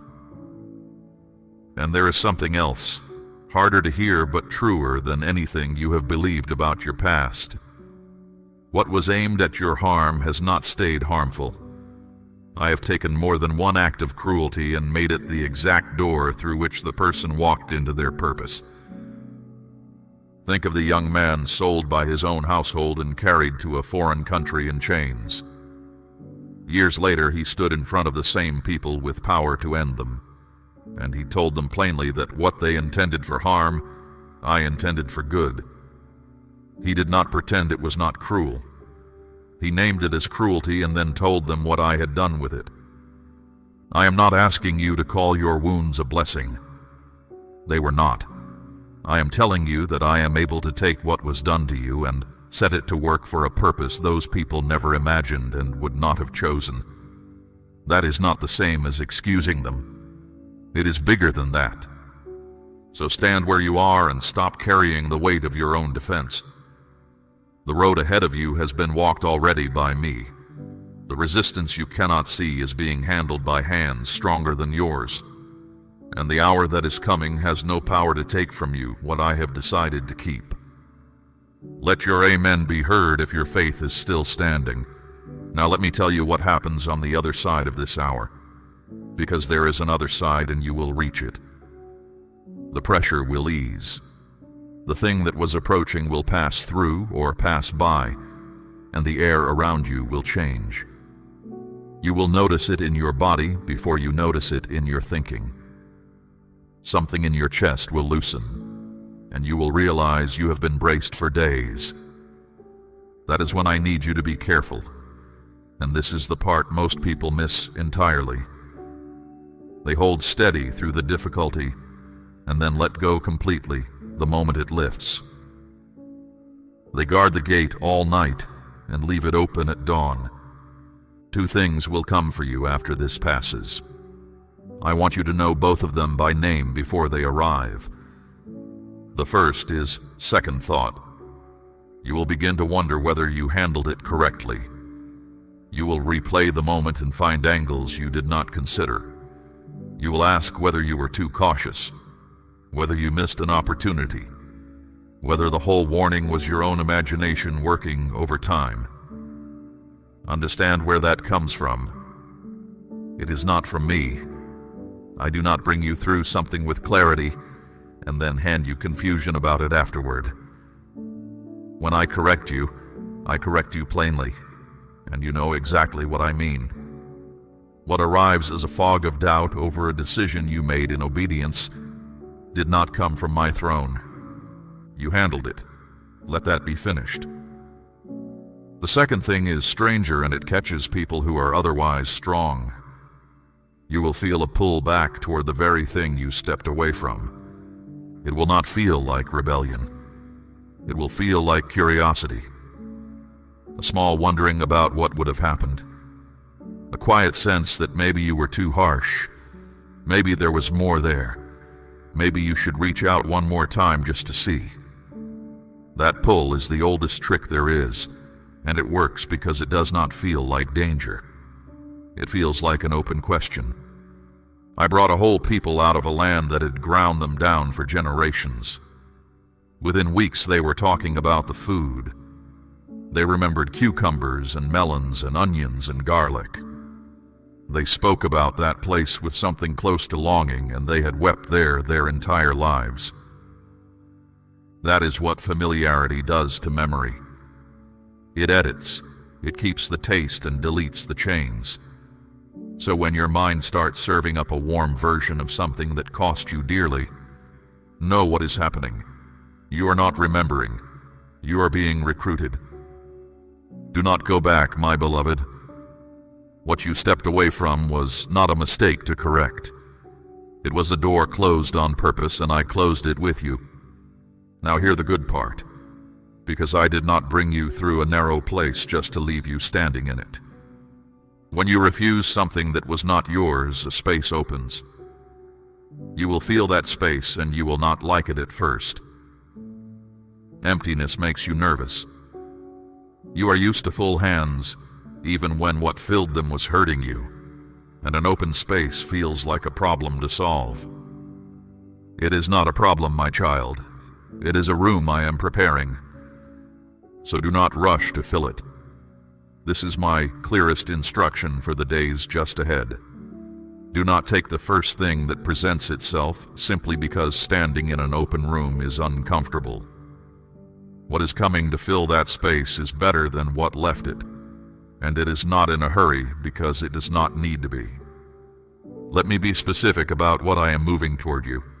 There is provision that has been held in the wrong hands, and I am moving it.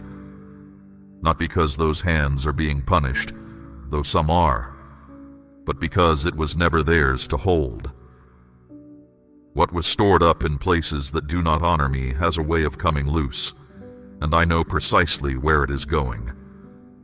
There are deaths that have followed you for years, and I am not impressed by their age. A thing does not become permanent simply because it has lasted a long time.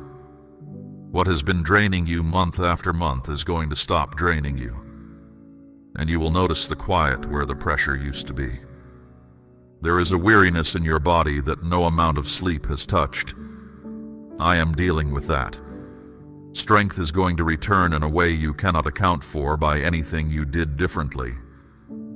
You will simply notice one morning that you got up without dread, and you will not know when that changed. There are those you love who are woven into this, and I have not forgotten one of them. The ones you carry to me by name, the ones you pray for without ever saying the words out loud, the ones whose troubles wake you in the night. I see the whole household. What I am doing in you does not stop at the edges of you. And there is a door that has been closed so long you stopped checking it. I am opening it, not part way, not as a test. Opening it in a season where you have the wisdom to walk through it well, which you did not have the last time you knocked. Now let me speak about rest, because you will be tired when this passes, and you will try to push through the tiredness. One of my prophets collapsed under a tree in the wilderness and asked to die. I did not lecture him. I did not question his faith. I sent food and I let him sleep.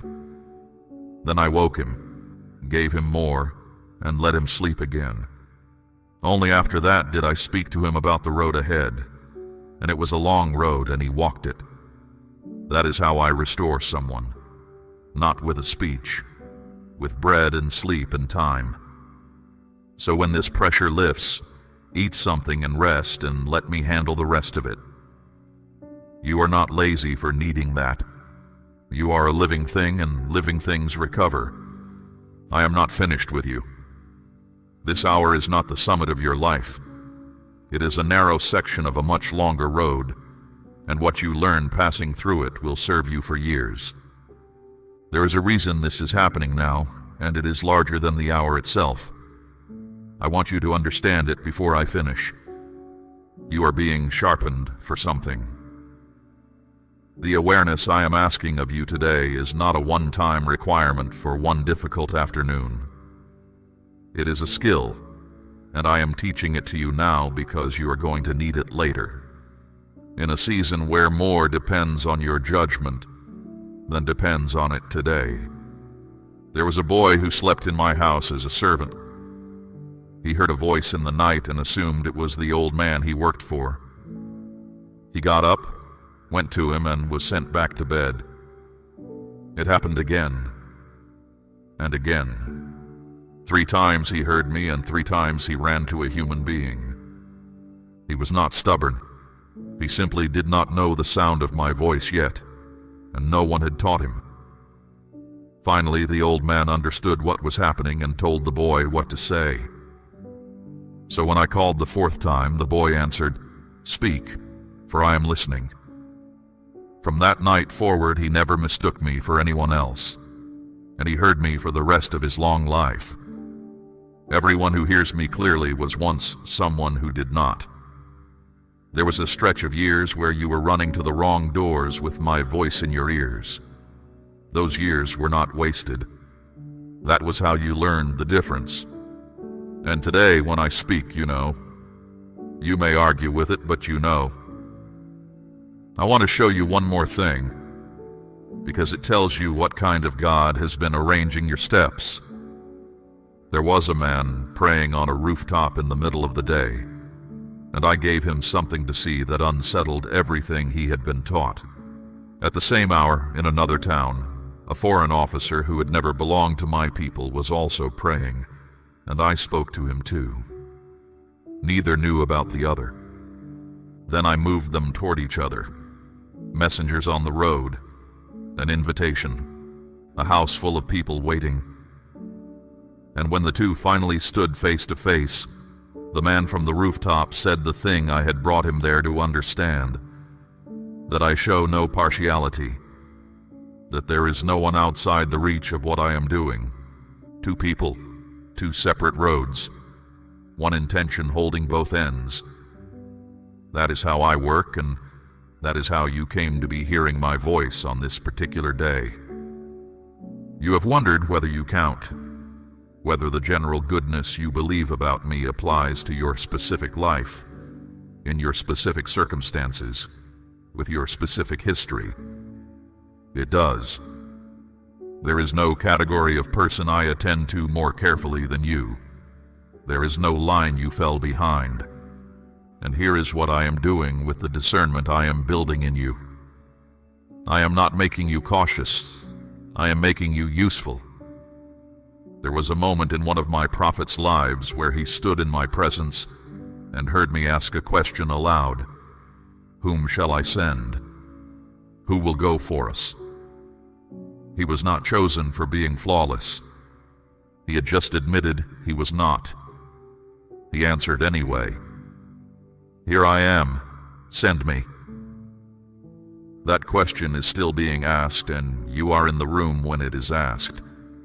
What you are learning in this narrow hour, the pausing, the asking, the refusing to be hurried, is not only for your own protection. There are people around you who are about to walk into decisions with no one to steady them, and you are going to be the steady one. You know how it feels to be unwarned. That is exactly why you will recognize it in someone else's face. What you are passing through is making you the person you needed when no one was there. So carry this forward, not as fear, as attention. When something feels rushed, slow it down. When something feels unclear, wait for it to clear. When something feels wrong, step back from it and ask me. Those 3 habits will save you from more trouble in your remaining years than any strategy you could devise. Now receive what I am placing on you. I set a covering over your comings and goings. Let the plans made against you fall apart in their own hands. Let the pressure that has followed you lose its grip and lose interest. Let doors open in front of you before you have to knock twice. Let provision find you from directions you never expected. Let your mind be quiet at night. Let your body carry its work without breaking. Let your judgment be clear at the exact moment you need it, and not 1 minute later. Let the peace I give you be the kind that does not depend on your circumstances behaving. Let the ones you love be kept. Let your house be a place where I am welcome and where tired people can breathe. Let what you build outlast you. Let the good you have done quietly return to you in ways you cannot trace. And let this word stay with you, not as an impressive moment you once had, but as something that changes how you walk from here. The hour ahead is real. I have not exaggerated it, and I will not soften it. But you are not walking into it alone, and you are not walking into it uninformed, and those two things together are enough. I have gone ahead of you. I have looked at the turn you have not reached. I have measured what is waiting there against what I have placed in you, and I am not concerned. You will come through this, not barely, not damaged. You will come through it steadier than you went in. So lift your head, my beloved. Stop bracing. Take one full breath and let it out slowly. And understand that the God who made everything you can see has taken the time to warn one person by name before the moment arrived. That is how much you matter to me. Go carefully. Go slowly. Go with your ears open and your mouth in no hurry. And know that every step you take from here is a step I am already standing in. There is one more thing I would place in your hands before this hour arrives. Do not measure the strength of what is forming in you by how quiet it still is. Quiet does not mean fragile. Quiet often means protected. I have kept more than one work of mine from premature exposure, and what I shield I also sustain. The same hand that warns you is the hand that feeds what is growing. You do not have to force it into daylight before its time. You do not have to prove it to anyone who has not been given eyes to see it. Simply tend it. Water it with trust. Refuse the invitations that would pull your attention away from it. In the days that follow this passing pressure, you will begin to notice small confirmations. A conversation that opens without striving. A provision that arrives without the old scramble. A clarity in a place where you used to feel only fog. These will not come as spectacle. They will come as evidence that I have been working while you waited. Receive them without demanding more at once. I am not finished building in you, and I am not finished building around you. The road ahead still holds more than this single turn. Walk it with the same attention I have asked of you today, and you will find that what once felt like survival begins to feel like stewardship. I am with you in both. Say your amen now and let it be the first word of the road ahead. We run on viewer support only. For exclusive member-only content, scan the QR or see the pinned comment. God bless you.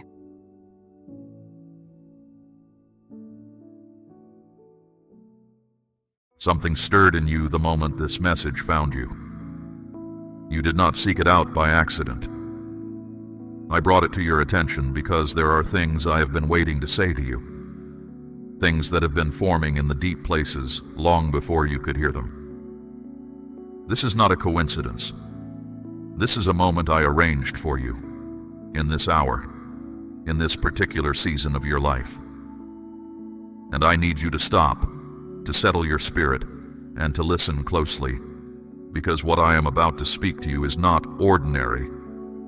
It is a word that carries the weight of heaven directly into your situation. I have watched you carry things you were never meant to carry alone.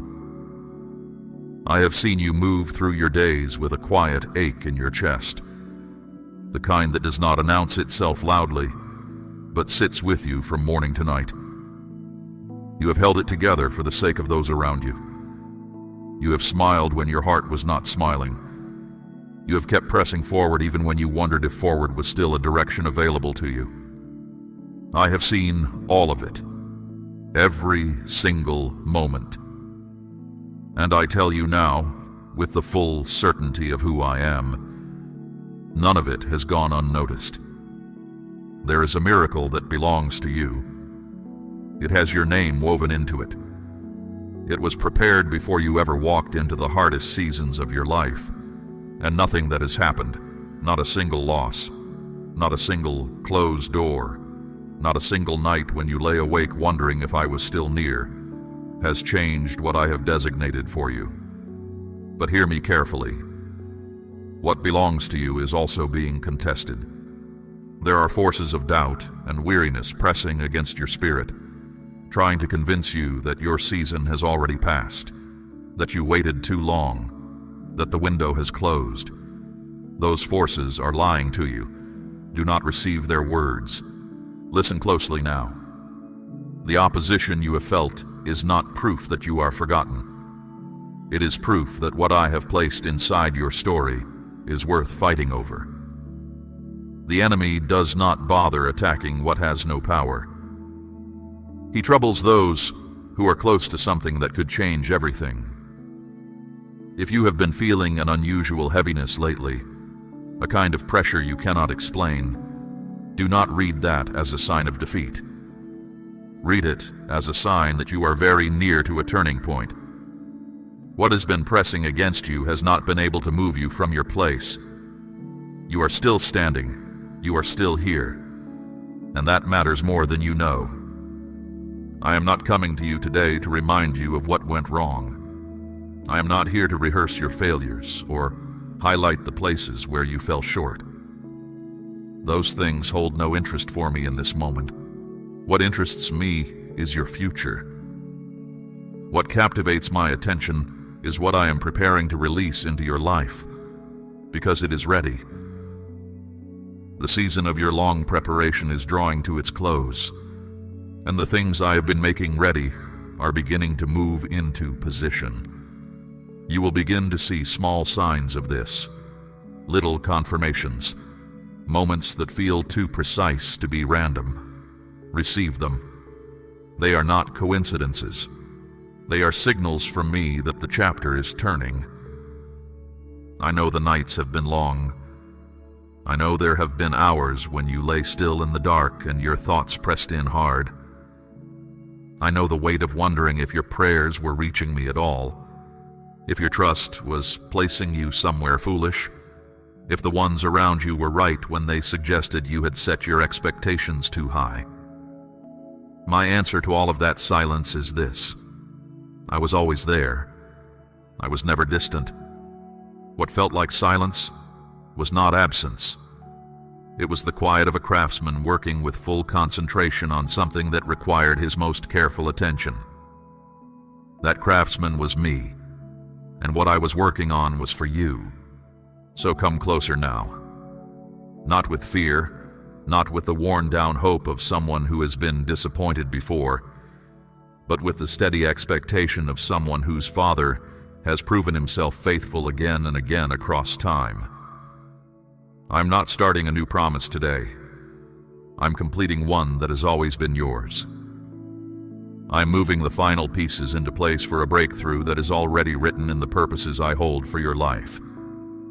Stand firm in this. Do not waver. Do not turn back now.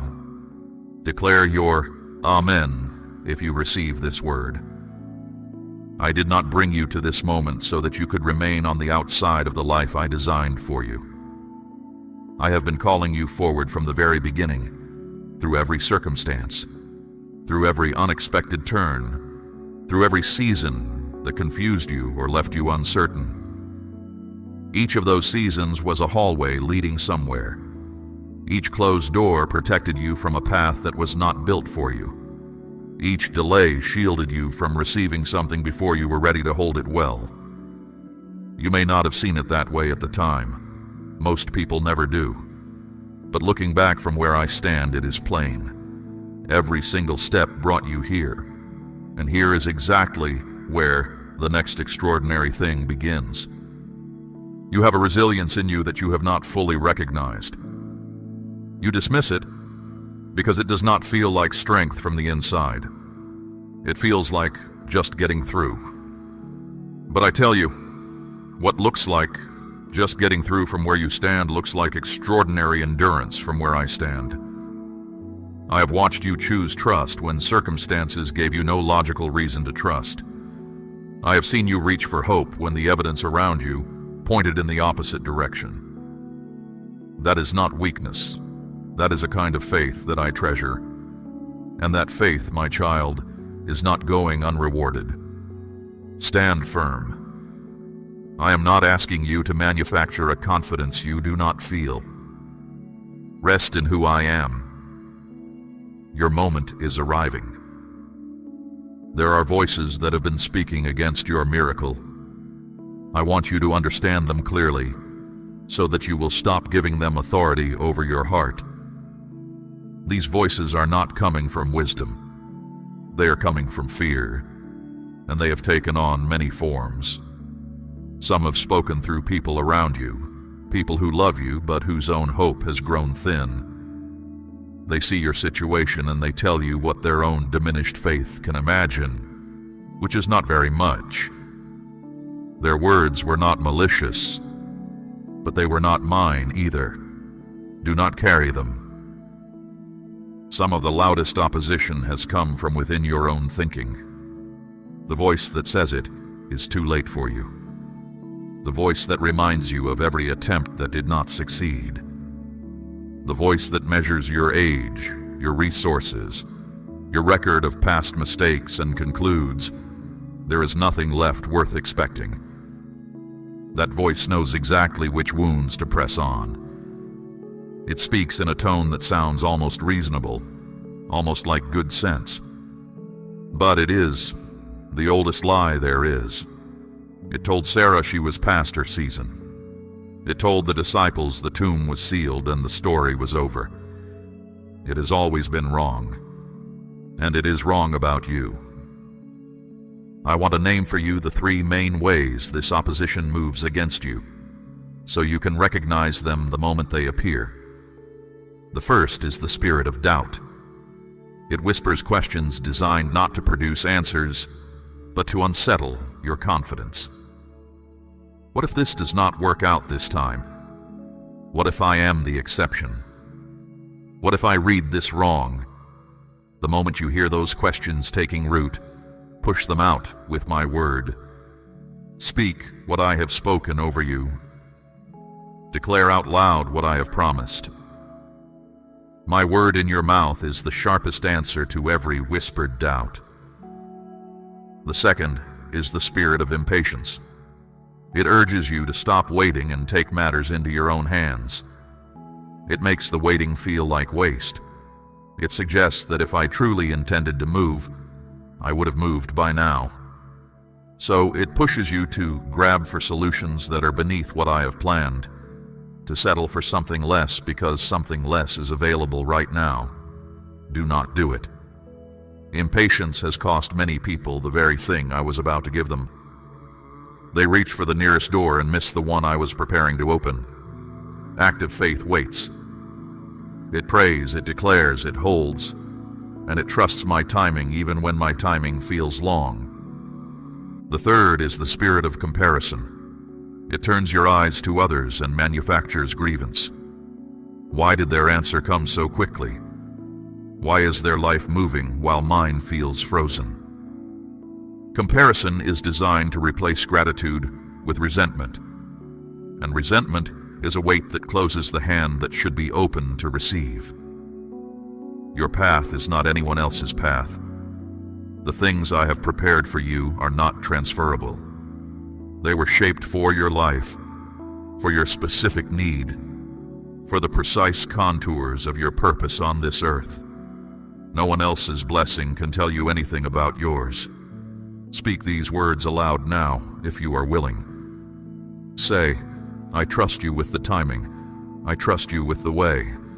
I believe what you have promised is on its way to me, and I will not forfeit it through fear. Stand in agreement if your spirit says yes. Now I want to tell you about a man named Peter. He had spent an entire night on the water doing what he knew best. He was not lazy. He was not faithless. He worked through the darkness with every skill and every technique he possessed.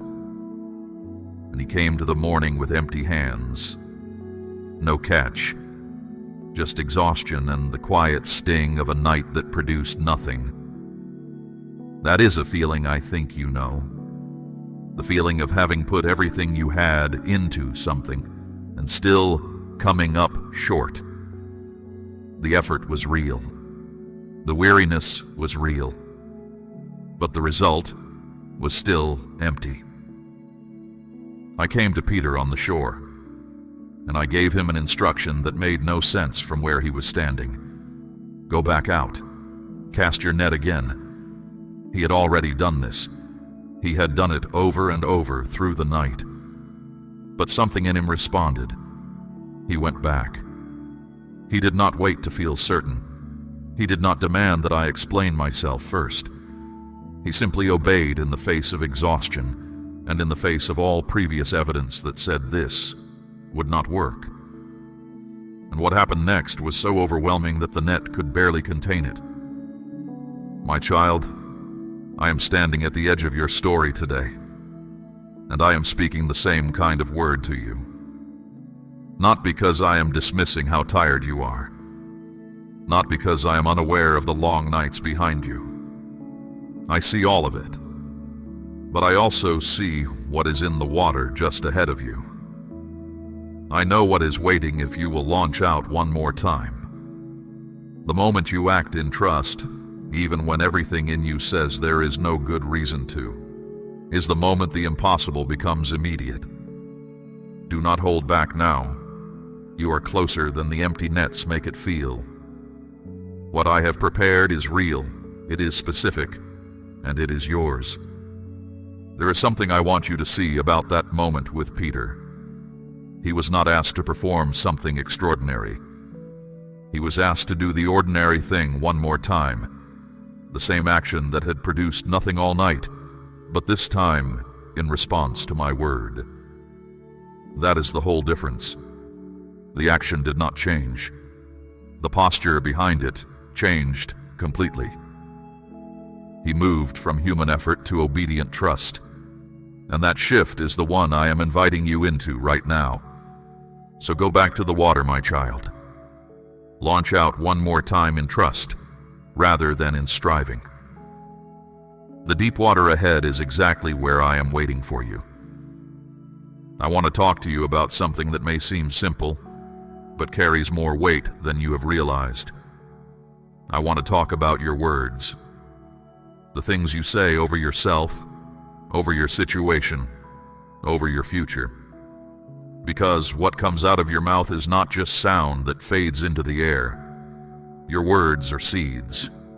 They go into ground, they take root, and they produce fruit, whether you intend them to or not. When you say that you will never find a way through this, you are building walls. When you say that it is too late for you, you are writing a conclusion before the story has ended. When you say that nothing ever works out for you, you are creating an agreement with the opposition and closing the space where my provision needs to move. I am not asking you to ignore your reality. I am asking you to stop letting your reality be the final word. My word is the final word. And my word says you are provided for. My word says you are not forgotten. My word says the best of what I have for you is not behind you. This is not a matter of pretending. It is a matter of alignment. When your mouth speaks in agreement with what I have promised, something shifts in the unseen realm. Agreements made in faith unlock movement. Declarations rooted in my word create an opening for my power to work in ways your circumstances alone cannot explain. So I am asking you, starting from this moment, to be deliberate about what you say. Not because I am a rigid authority counting your words, but because I am a father who knows what your declarations do to your own spirit and to the atmosphere around you. Say this: what I am walking through is not my ending. My best days are ahead. The one who holds my future is faithful, and I trust him with every part of my life. Speak it plainly. Speak it again if you need to. Let your spirit hear it from your own voice. Because the faith I am calling out of you is not a feeling that waits for evidence before it speaks. It is a choice that speaks first, and then waits for the evidence to follow. I want to tell you about a woman who understood this before she ever opened her mouth. She had been carrying a sickness for 12 years. Not 1 year, not 2, 12. She had tried every available remedy. She had given what resources she had to every source of help she could find. And still she was not well. The reasonable voice in her situation had a great deal of evidence on its side. It had 12 years of evidence. It had empty hands and a depleted life and every practical reason to conclude that change was no longer available to her. But something rose up inside her that was not reasonable. It was faith. And faith does not run the same calculations that reason runs. She heard I was nearby, and she moved toward me, not waiting for a sign, not waiting for permission, not waiting until she felt more certain. She moved first. She decided that if she could get close enough to even brush the edge of what I carried, that would be enough. And the moment she acted on that decision, healing flowed from me to her so immediately that I felt it go. What 12 years of effort had not accomplished, one moment of moving faith did. Because she did not wait to see before she acted. She acted, and then she saw. I am asking you to move in the same way right now. Not to wait until everything feels right. Not to hold back until the circumstances line up into something more encouraging, but to act in trust with what is in front of you. Because when faith moves, I move with it. Your miracle is not waiting for your situation to change. Your situation is waiting for your faith to move. There's a moment in every breakthrough where the person who receives it had to act before they had full evidence. Every story I have written that changed everything began with someone deciding to trust me at the exact point where trusting made the least logical sense. That is the moment I have been preparing you for. That moment is now. My child, I am asking you to place a portion of what you have, something of real weight, upon the altar of this work, as gold laid on the scales of this calling. Let it be a seed sown into deep water, an offering set on stone, not held back in fear. This is proof that your trust rests in my hand to provide, and that your heart no longer clings to lack. What you release in faith does not leave your life. It moves ahead of you, into the harvest I'm preparing. I did not call you close to this moment, just to have you leave the same way you arrived. Something is meant to shift in you here. I am asking you not to receive these words as a pleasant thought, and then return to everything exactly as it was. Faith that does not produce action is not the kind of faith that moves anything, but faith that steps forward, even in uncertainty, even with trembling hands. That is the faith I have always responded to. That is the faith that rewrote history in the hands of ordinary people who simply decided to trust me more than they trusted their fear. What I am placing in your path right now, you will not get to by standing still.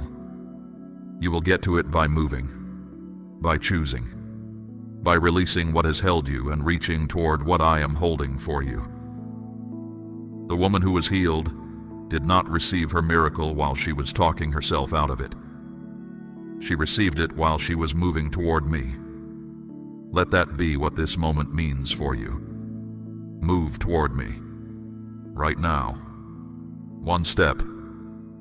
I will be right there to meet you. There is something I want you to understand about every season of waiting you have endured. None of it was punishment. None of it was neglect. Every delay you experienced had a function, even the ones that felt most silent, even the ones that stretched beyond what felt reasonable or fair. What appears from the inside as time going to waste is often from where I stand, time being used with great precision. I do not let your seasons pass without purpose.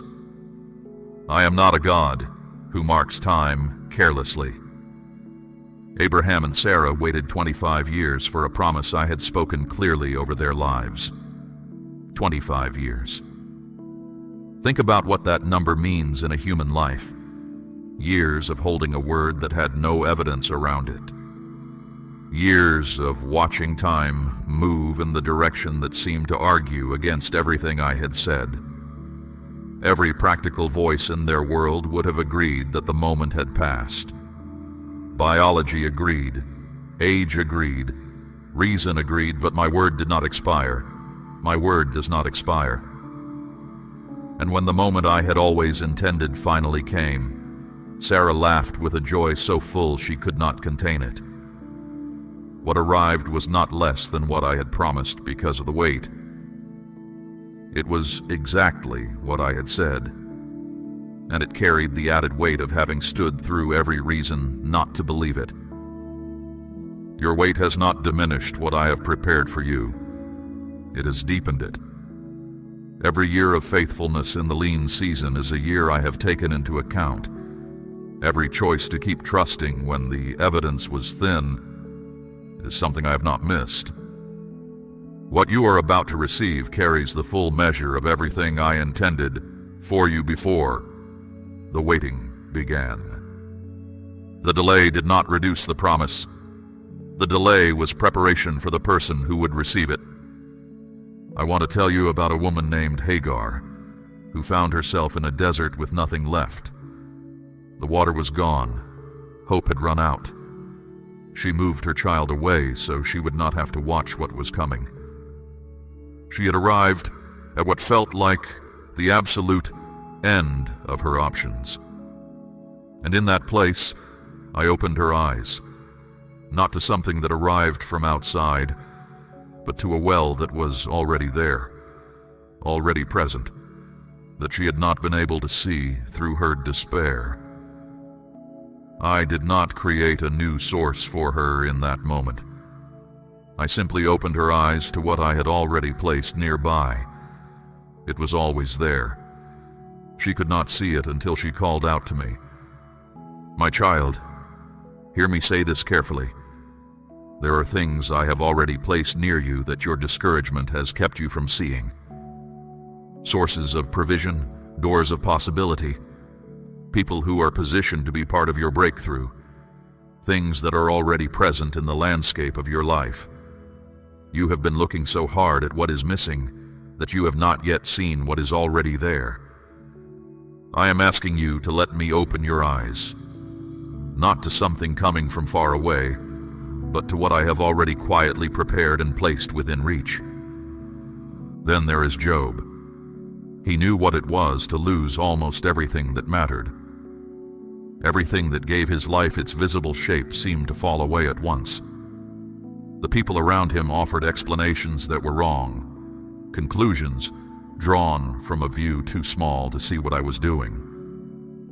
Job did not understand what was happening, but he held on. He argued with me, which is not the same as turning from me.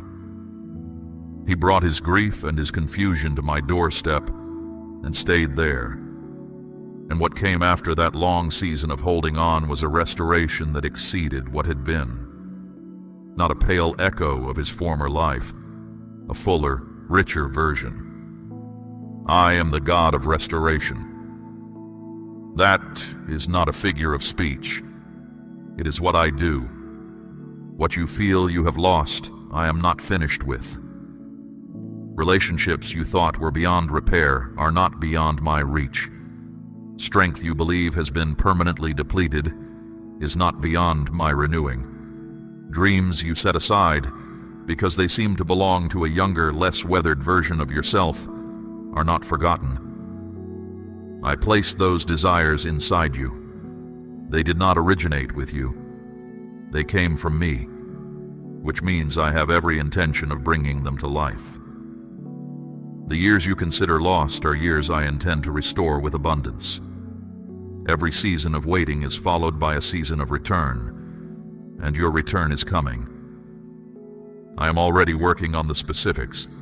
I am arranging the people, shaping the circumstances, moving the pieces that are not visible to you yet. My preparation is never superficial.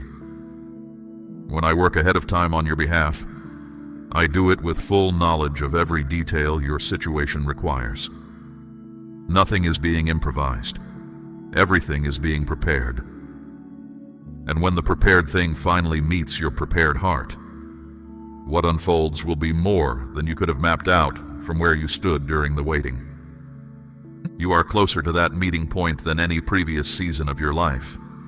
Much closer.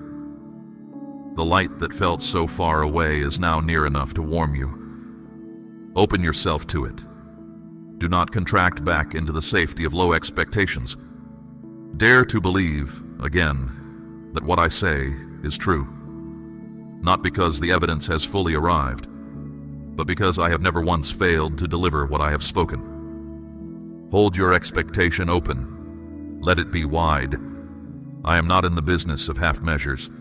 I am filling every part of what you have set before me, and I intend to overflow it. The restoration I am preparing for you is not a partial recovery. It is not a smaller version of what was.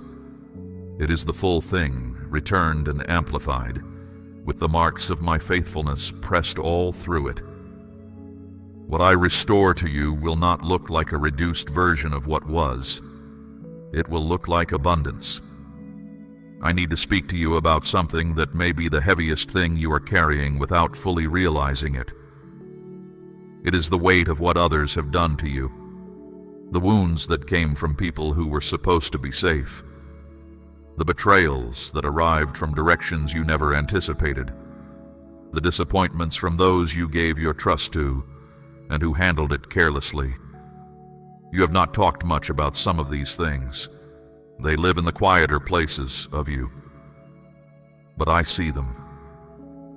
And I know how much energy it takes to carry what you were never designed to hold. There are people in your story who hurt you. Some of them did it knowingly. Some of them did it without understanding the damage they caused. Some of them were broken people who passed their brokenness on, because that is all they had to give in that season. And some of them you have forgiven already, but some you have not. And the unforgiveness, my child, is a chain. It does not punish the one who wronged you. It keeps you anchored to the moment of the wound, unable to move freely into what I have ahead for you. I am not asking you to pretend the harm did not happen. It did happen. I am not asking you to return to what was unsafe, or to trust again someone who has not given you any reason to trust them. Wisdom and forgiveness are not opposites. You can forgive someone fully and still protect the ground of your life from being harmed again. What I'm asking is something specific and precise. I am asking you to release the right of revenge, to stop carrying the debt, to hand it to me, who sees everything clearly and will settle every account justly. That is not your work. That is mine. When you release that weight, something happens inside you that you cannot manufacture through any other means. Space opens. Not just emotional space, but spiritual space. Space where new things can enter. Space where I can move without obstruction. Some of the breakthrough you have been waiting for is on the other side of that release. Not because I am withholding until you perform correctly, but because the bitterness itself has been functioning like a closed hand. An open hand can receive. A clenched one cannot. Here is something worth sitting with. Where you have been broken and have allowed me to heal you, that is where you are now strongest. When a bone fractures and is properly set and healed, the point of fracture becomes denser than the surrounding structure. The place that broke is, in the end, more resistant than what never broke at all. Your healed wounds are not your weaknesses. They are the most unbreakable parts of you.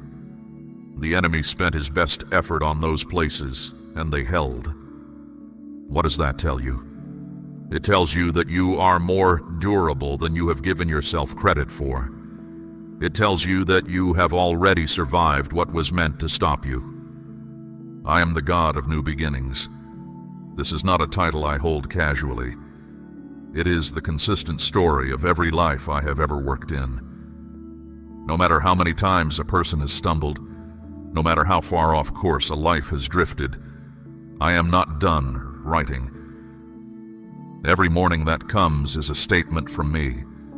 It is mercy made visible.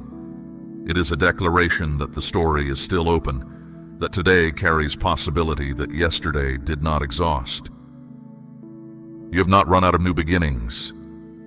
You have not used up the capacity I built into your story for fresh starts. I know you have tried to protect yourself from further hurt by keeping your expectations low. You have learned to not want too much, so that if things fall short again, the distance between expectation and reality is smaller. I understand why you built that protection. It was a reasonable response to real pain, but it is also keeping you from receiving what I intend to give you.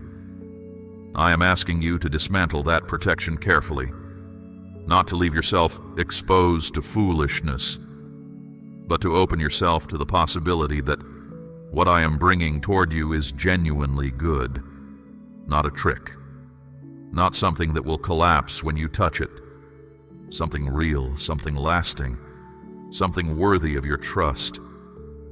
You do not need to become someone different to receive what I have for you.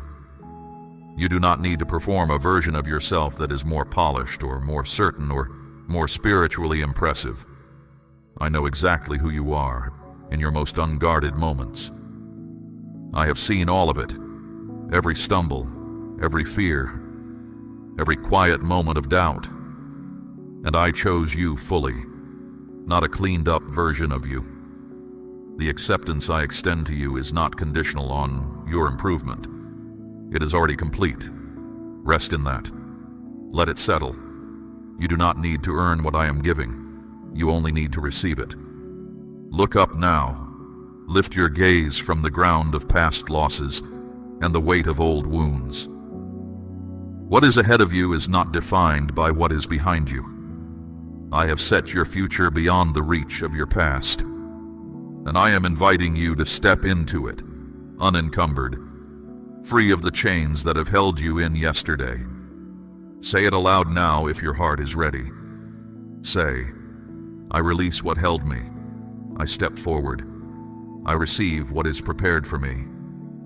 If your spirit agrees, let this be your declaration of trust. I am right here, holding what you have trusted me with, and I will not let it go to waste. Not a single part of your story, not the struggle, not the waiting, not the releasing. It is all in my hands, and what I hold, I transform. Every single part of you is in the hands that form the world, and those hands are entirely trustworthy. My hands do not return what they receive in the same condition they received it. They return it, healed, strengthened, and multiplied. You are completely safe here. I want to tell you something you may not have heard in a long time, or perhaps ever heard in quite this way. I am proud of you. Not proud in the way that requires you to have succeeded impressively, or to have handled everything without stumbling. Proud in the way a parent is proud of a child who kept getting up. Proud of the way you have chosen again and again to stay in the conversation with me, even when the conversation felt one-sided. Proud of the mornings you rose and kept going when you had every emotional reason to simply stop. The world measures value by outcomes. I measure it differently. I look at the heart that kept trusting when there was no visible reward for trusting. And what I see in yours deserves to be honored. You have given kindness to people who did not return it. You have been patient with situations that tested your limits. You have stayed generous in seasons when you did not have much to give. Those things were not invisible to me, not a single one of them. What you sow in hidden faithfulness does not disappear. It accumulates, it builds, and you are approaching the season where the harvest of all that faithful, quiet, unrewarded sowing is beginning to arrive. Now let me tell you what I see ahead for you, because this is not a season like the ones before it. What is coming is different in kind, not just a slight improvement on your current circumstances, but a genuine step into a new level of life. Doors that have been sealed will open without you forcing them. People who can play a meaningful part in your story will arrive at exactly the right time. Opportunities that seemed entirely out of reach will come within arm's length, not because you chased them down, but because I directed them toward you. This is not wishful language. This is what happens when the preparation season ends and the release season begins. I want you to understand something important about what I am bringing, though. The blessing that is coming is not just for you alone. Your miracle has a reach that goes beyond your own life.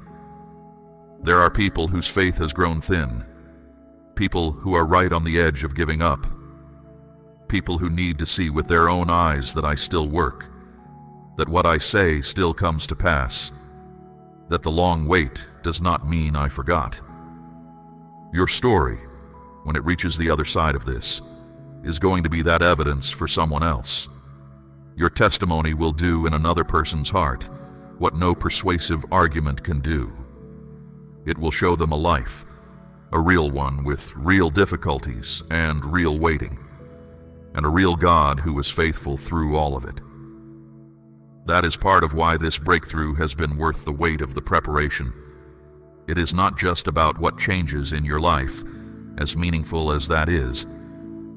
It is about what your changed life speaks into the lives of others who have needed proof that hope is not foolish, that trust is not wasted, that I am still the God who answers. You are being prepared not only to receive, but to carry something that will ripple outward in ways you cannot currently measure. I also need to prepare you for something. In the days just ahead, there may be one final place of pressure before the opening comes. I am telling you this not to discourage you, but so that when it comes you will recognize it for what it is. It is not a sign that things are falling apart. It is the moment that almost always precedes a breakthrough, the place where the press is most intense, because what is about to emerge is most powerful. When you feel that pressure, do not read it as defeat. Read it as the signal that you are right at the threshold. Think of it this way. Before a new day fully arrives, the darkness just before the dawn is at its deepest. Not because light is retreating, but because the light is about to break. You are in that space right now. The dark is deep, but the dawn is genuinely near. I am not simply saying this to comfort you. I am saying it because it is true, and I do not speak things that are not true. When that final test comes, do not face it alone. Bring it to me. Do not carry it in silence or try to resolve it by the strength of your own reasoning. Come with it openly and let me be what I have always been to you. Your source, your support, your place of refuge. I will be closer in that moment than I have ever felt. My hand will be under you. My words will rise in you. You will not fall. I have made sure of that. And when it passes, when you come through that final place of pressing, you will look back at it the way you now look back at every other difficulty you survived, with the clear knowledge that I was in it, that you were not alone, and that it served a purpose you could not see in the middle of it. Stand firm for this last stretch. Do not measure the distance still remaining. Look at me instead. Fix your eyes on who I am rather than on how far it still feels. I am right there at the finish line of this season, and I am already holding what I promised you. It has your name on it. My child, I have never let go of you. Not in the valleys, not in the silences, not in the seasons when you felt most unseen. My grip on your life has not loosened once, and I am not about to loosen it now, when the very thing I have been preparing is finally ready to be placed in your hands. You are not approaching your end. You are approaching your arrival. Feel the difference. Let it settle into the deepest part of you. This is not the end of the road. This is where the road opens wide. I want to close this with something that has always been true about you. Something that your hardest seasons may have obscured but never managed to erase. You were not brought into this world by accident. Your existence is not the product of random chance or indifferent forces. I formed you. I thought about you before the first breath of your life. I knew the particular shape of what you would need, the specific kind of resilience you would have to develop, the unique purpose that only you in all of time could carry.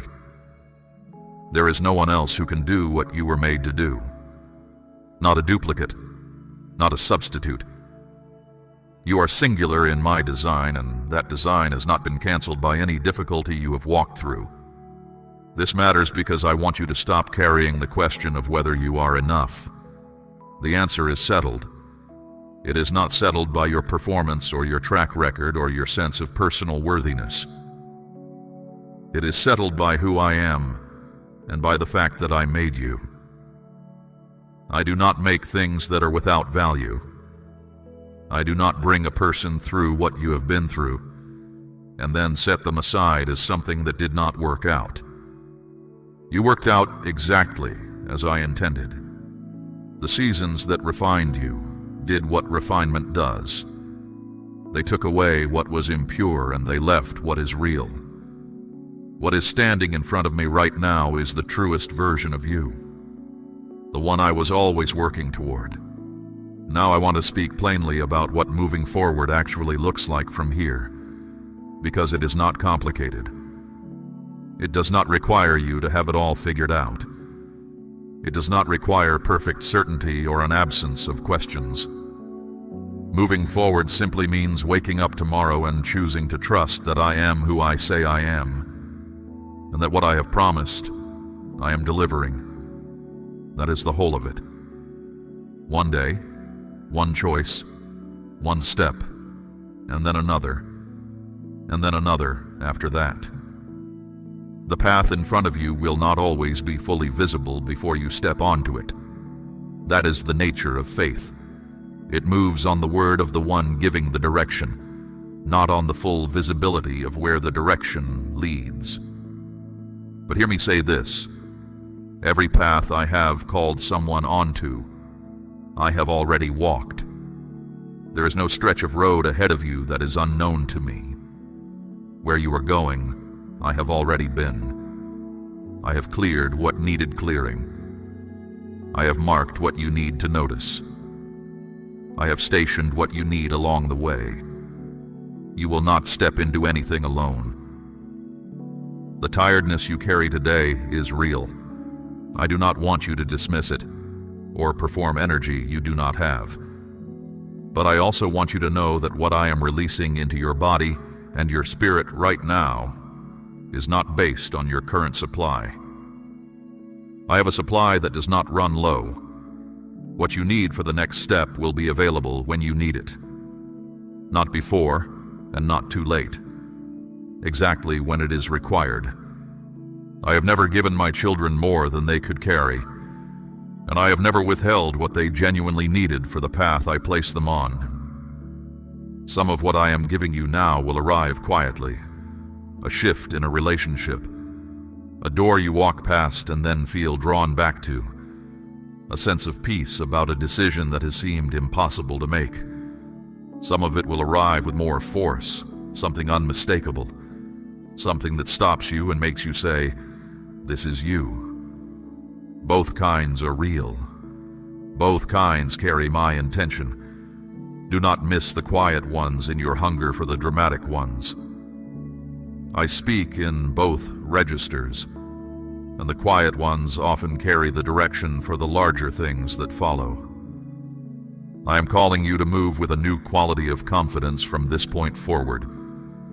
Not a confidence in yourself alone, because that kind of confidence has limits and you know it, but a confidence rooted in who I am. A confidence that says, I do not know exactly how this resolves, but I know the one who holds the resolution, and I know his record, and I trust him. That is an unshakable foundation.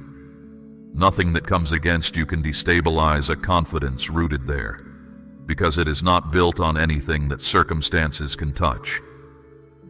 The dreams that have felt dormant inside you, the ones you protected from your own expectation because they seemed too large or too unlikely, bring them back out.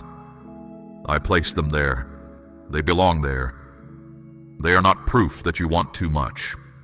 They are indicators of what I built you for. Begin to hold them again, carefully, with an open hand, rather than a desperate grip. Trust me with them. Tell me, this is what I sense inside me, and I give it to you. Let me carry those desires with you, because the one who placed them there is fully capable of bringing them to pass. Walk forward now, my child. Not with the exhausted steps of someone who has barely survived the road behind them. Walk with the steady, sure steps of someone who knows they are accompanied, who knows where the path leads, who knows the one holding their hand. What is ahead of you is not a smaller life. It is not a diminished version of what you hoped for. It is the full thing, the whole and rich and purposeful life I had in mind when I first breathed your name into being. There is nothing left to fear. There is nothing left to hold back. All you need to do is take my hand and step forward with me, and let this be the moment your new season truly begins. Speak your yes aloud if you are ready, and take my hand. I am already there, waiting for you, with everything I promised held out in my hands. Come. This is the moment you have been moving toward, and it is good. It is very good. We run on viewer support only. For exclusive member-only content, scan the QR or see the pinned comment. God bless you.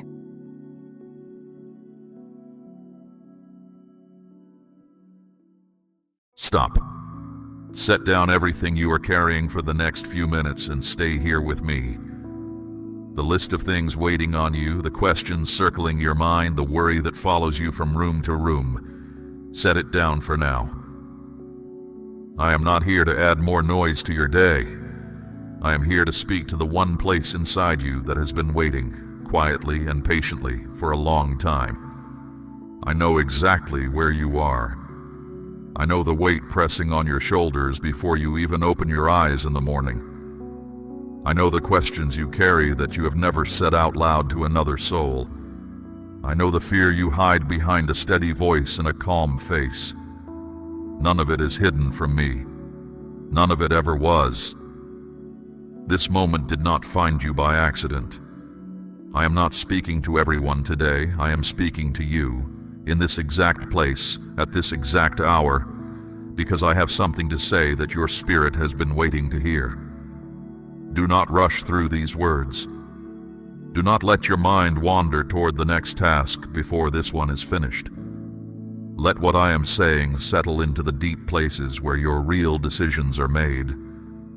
There is something stirring inside you right now, and you feel it even when you cannot name it. It rises in the quiet hour before the day begins, and it returns again at night, when the noise finally fades and your heart has nowhere left to hide. It is a restlessness, a pressure, a sense that something is unfinished. You have tried to outrun it by staying busy. You have tried to bury it under tasks and conversations and the small distractions of an ordinary day, but it keeps returning, doesn't it? That is not your imagination working against you. That is my voice, refusing to let you settle for less than what I have for you. I am not willing to quietly let you miss what is on the other side of the step you keep avoiding. My beloved, hear this clearly. There are seasons when waiting is exactly right. I have called you into stillness before. I have hidden you away in quiet places where no one else could see, and I did some of my deepest work in you there. I deepened your roots in those hidden years so that when the wind came, you would not fall. I shaped your heart in the dark and refined what mattered most. Those seasons were never wasted. They were holy, and they were mine. But the season you are standing in now is not one of those seasons. This is not a season of waiting. This is a season of movement. I have already done the building. I have already done the shaping. And now I am asking you to take what I placed inside you and use it. The restlessness you feel is not confusion. It is a calling. The discomfort you cannot shake is not a warning. It is proof that you have outgrown the ground you have been standing on. You were not meant to stay there forever. You were meant to move, and it is time. Think of a seed resting beneath the soil. For a long time, nothing is visible. The ground looks empty and undisturbed, as though nothing is happening at all. But underneath, the roots are reaching deeper. Life is building in the dark, unseen and unhurried. And then comes the moment the seed can no longer stay buried. It breaks open. It pushes upward toward the light, even though breaking open costs the seed everything it has. That moment of breaking is never comfortable. It was never meant to be. But it is necessary, because no seed was ever created to stay buried forever. It was created to rise and become something alive, something that feeds the ground around it. You are that seed, my child. I have been growing roots in you that run deeper than you know. I have been preparing something real inside you in the hidden place, and now I am calling you upward. Not because rising will be easy, but because rising is what you were made for. You were not made to stay buried in the ground of your own hesitation. You were made to grow, to break open, and to bear fruit that blesses every life that touches yours. You already sense what I am asking you to do. I did not write it in the sky for you to find. I placed it quietly in your thoughts, in the pressure on your heart, in the idea that keeps returning when everything else goes silent. Maybe it is a decision you have been circling for months. Maybe it is a conversation that needs your honesty. Maybe it is a hope you buried because someone once told you it was too much for someone like you. Whatever it is, I placed it there on purpose. I am precise. I do not act by accident.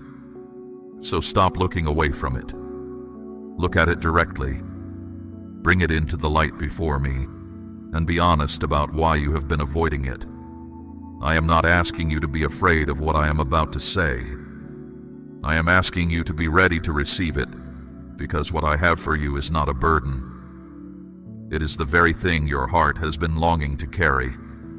Hear me now. The waiting is over. I am not asking you to have it all figured out before you move. I am asking you to trust me enough to take the next step even without the whole picture in front of you. That is what faith has always looked like. Not certainty, trust. And I am with you in every step of it, from the smallest act of courage to the very end. Say, I hear you, if these words are reaching your spirit in this moment. Now let us talk honestly about why you have been delaying. It is not always because you are being careful or wise. Sometimes, if you are willing to admit it, the reason is fear. And fear is clever. It rarely says, I am afraid. It puts on nicer clothes. It calls itself patience. It calls itself discernment. It says, I am just waiting for more clarity, when what is really happening is fear sitting quietly on the throne of your decisions, wearing a costume so convincing you stopped questioning it long ago. I am not angry with you for being afraid. I know your history. I know the moments you were brave and it cost you. I know the times you trusted and were let down, the times you stepped forward and the ground did not feel as solid as you hoped. I was there for every one of them. I watched the walls go up around your heart, one brick at a time, until stepping forward began to feel like stepping into danger. But hear me, beloved. I did not bring you this far to let fear write the rest of your story. The walls you built to protect yourself have also been keeping out the very things I have been trying to give you. I do not want you to live inside that fortress forever. I want to lead you out. I want to heal what is still sore in you and restore what was broken. But that healing rarely happens while you stay hidden. Sometimes courage comes after the step, not before it. Sometimes confidence is built in the doing, not in the waiting until you feel ready enough to begin. Some of what you have been avoiding is not even large. It only feels large because you have carried it in silence for so long. A decision left unmade, a truth left unspoken, a boundary you keep promising yourself you will set tomorrow. None of these things need a miracle to begin. They only need your yes. I am not asking for a perfect plan. I am asking for one honest step, taken today, in the direction I have already shown you. I also need to speak to the comparison you have been making. You have been seeing others move forward, start things, say the brave thing you have been too afraid to say. And instead of it inspiring you, it has been shrinking you. You tell yourself they have something you do not.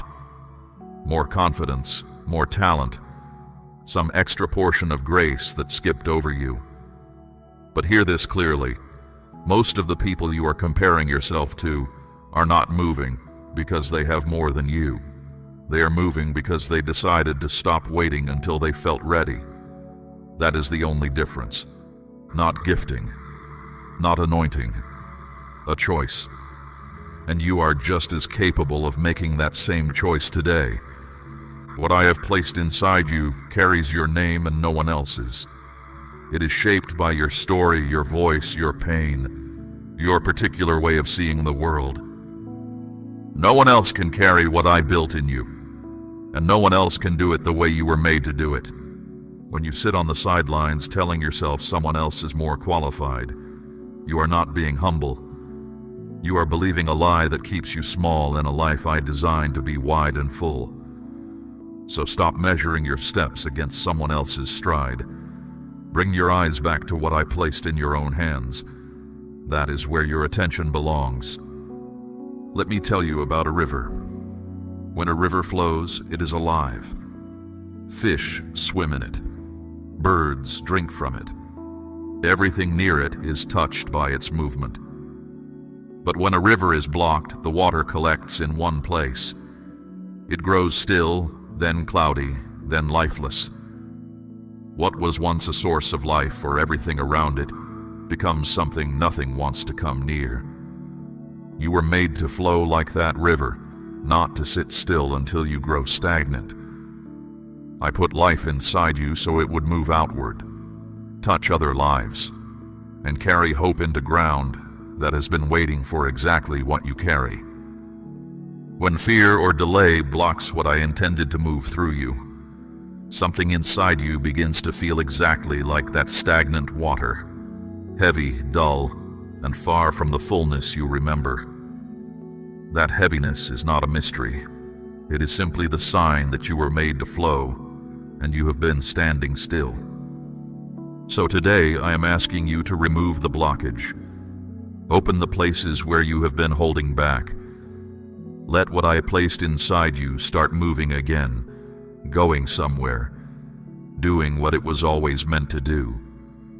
The moment you do, you will feel that aliveness returning, that sense of being fully yourself again. fully in step with the one who made you.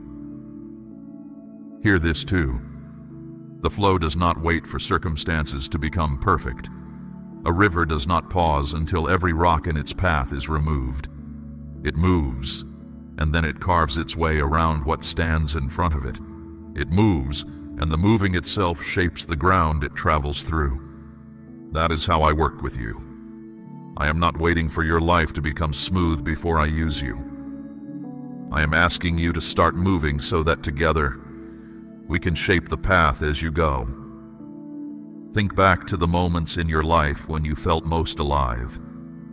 Were they the safest, most guaranteed moments, or were they the ones that asked the most of your trust? Most people, when they are honest, discover that their most alive moments were never the safest ones. They were the moments that required walking toward something uncertain because I was calling. I do not meet you only on the comfortable shore. I meet you in the walk across the water, not in the security of knowing every detail in advance, but in the steady act of trusting the one who already does. I am inviting you back to that place today, back to the place where your heart is fully engaged, because you are fully trusting. Back to the place where every ordinary morning carries real weight, because you are moving with me towards something that truly matters. Declare, I receive this, if your heart is open to what I am building in you. Now let us talk about who you are, because underneath every delay, every hesitation, every fear of failing, there is a deeper question quietly running in the background. Am I really someone worth using for something this meaningful? Am I truly capable, worthy, equipped for what I sense I am being called to?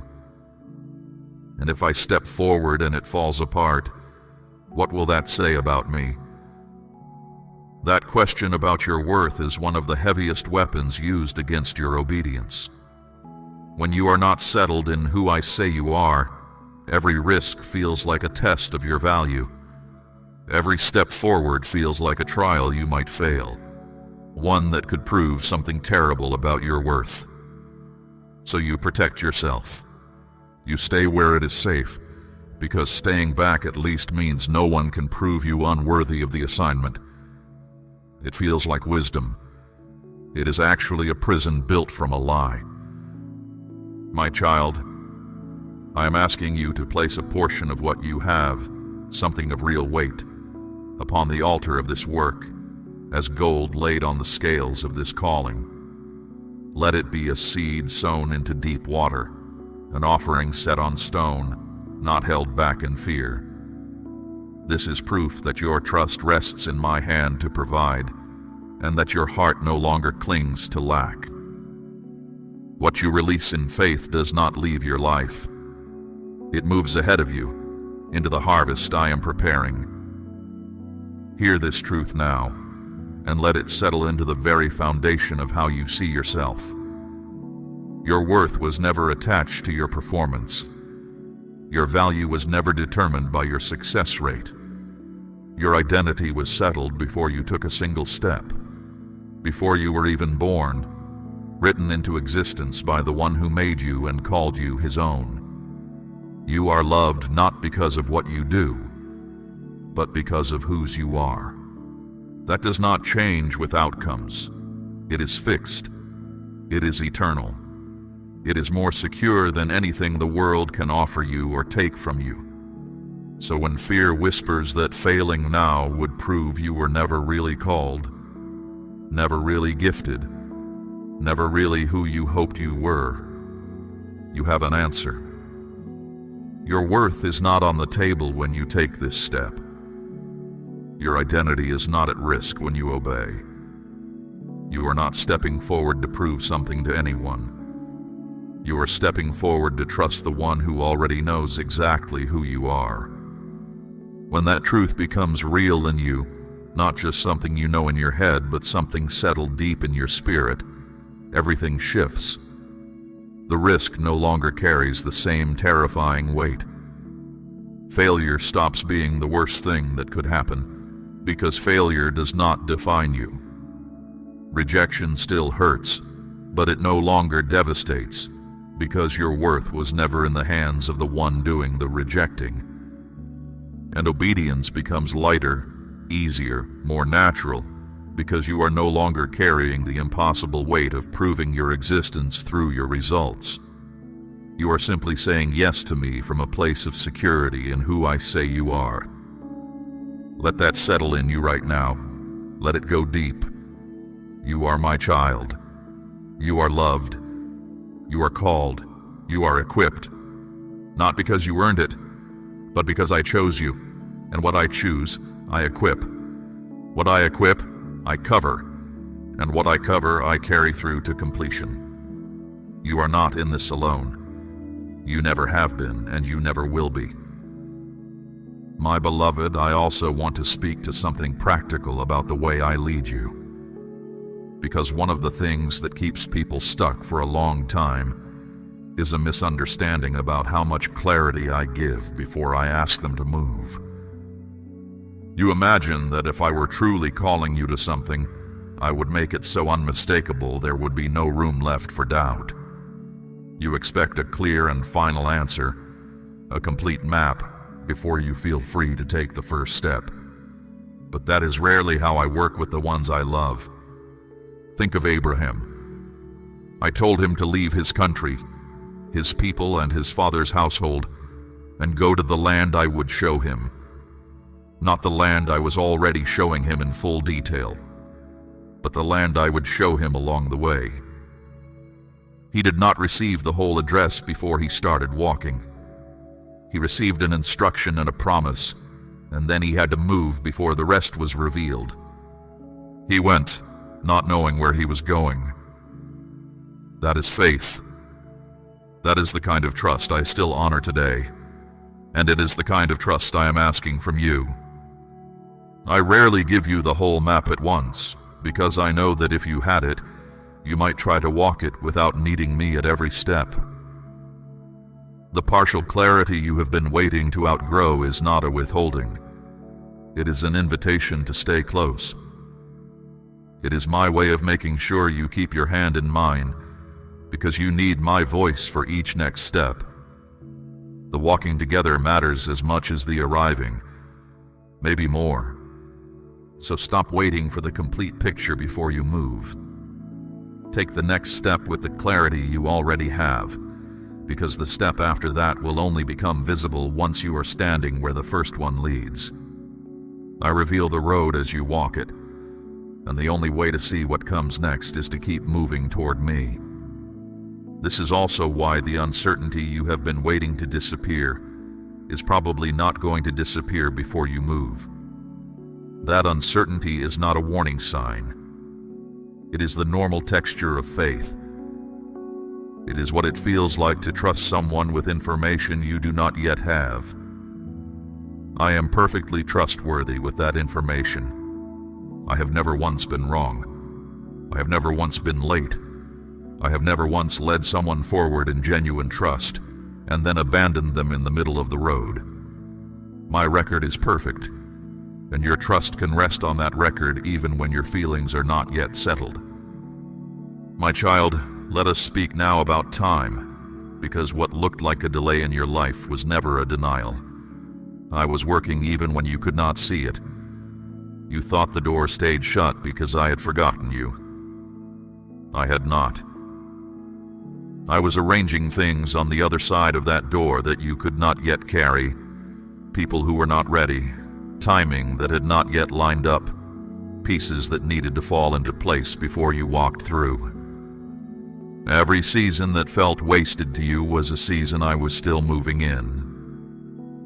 Think of a field left lying fallow for a time. To anyone passing by, it looks abandoned. Nothing is growing. Nothing seems to be happening at all. But the ground is resting, and rest is not the same as neglect. The soil is recovering its strength so that what is planted next will not wither under shallow roots. I have let parts of your life lie fallow on purpose, not because I lost interest in the harvest, but because I was protecting the ground that harvest would need. There is also a foundation being laid right now in ground you cannot see. You know how it works when something is being built. The parts that take the longest, the parts that require the most careful work, are the parts buried beneath the surface, the parts no one will ever see or admire once the building stands. But without them, nothing above the ground could hold. I have been doing exactly that kind of work in you. Long, quiet, unseen labor, laid deep enough that what I build on top of it will not shake when the storms come looking for a reason to knock it down. So let peace settle into the place where panic has been living. You do not have to understand every piece of the timeline to trust the one who is keeping it. You do not have to see the whole structure to trust the foundation being laid. Peace is not the absence of unanswered questions. Peace is the presence of a steady hand you have decided to trust, even while the questions remain. I am that steady hand. I have never once dropped what I was carrying for you, and I am not going to start now. Now let us talk about the people around you, because sometimes the reason you delay obedience is not only internal. Sometimes it is relational. Maybe there are people in your life who, when you shared something stirring in you, answered with doubt or a long practical list of every reason it would not work. Their words mixed with your own doubts and built a quiet case for why staying safe was the wise and responsible thing to do. Or maybe there are people you are afraid to disappoint, people whose approval has carried more weight in your decisions than it should have. A parent, a spouse, a close friend whose opinion feels like it holds the final vote on your life. You have been living inside an invisible enclosure built from the fear of their disapproval, and you have mistaken that enclosure for wisdom. I see all of that, and I do not minimize it. The people you love matter to me too.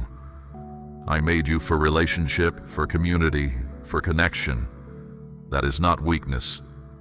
But I also made you with a calling that no other person can fully see or validate from the outside. And there will be moments when what I ask of you will not make sense to the people standing closest to you. There will be moments when your obedience requires disappointing someone you love. In those moments, you have to decide gently but clearly who you are ultimately living for. I am not asking you to be unkind or dismissive toward the people in your life.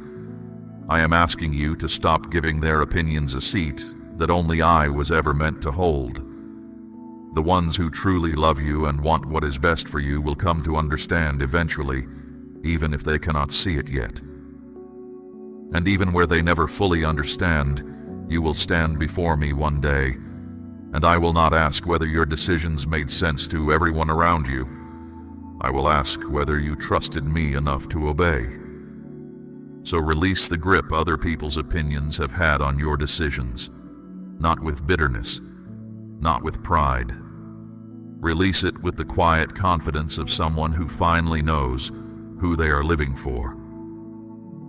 Let the fear of disappointing people take its proper place, far behind the simple joy of pleasing me, and walk forward in that freedom.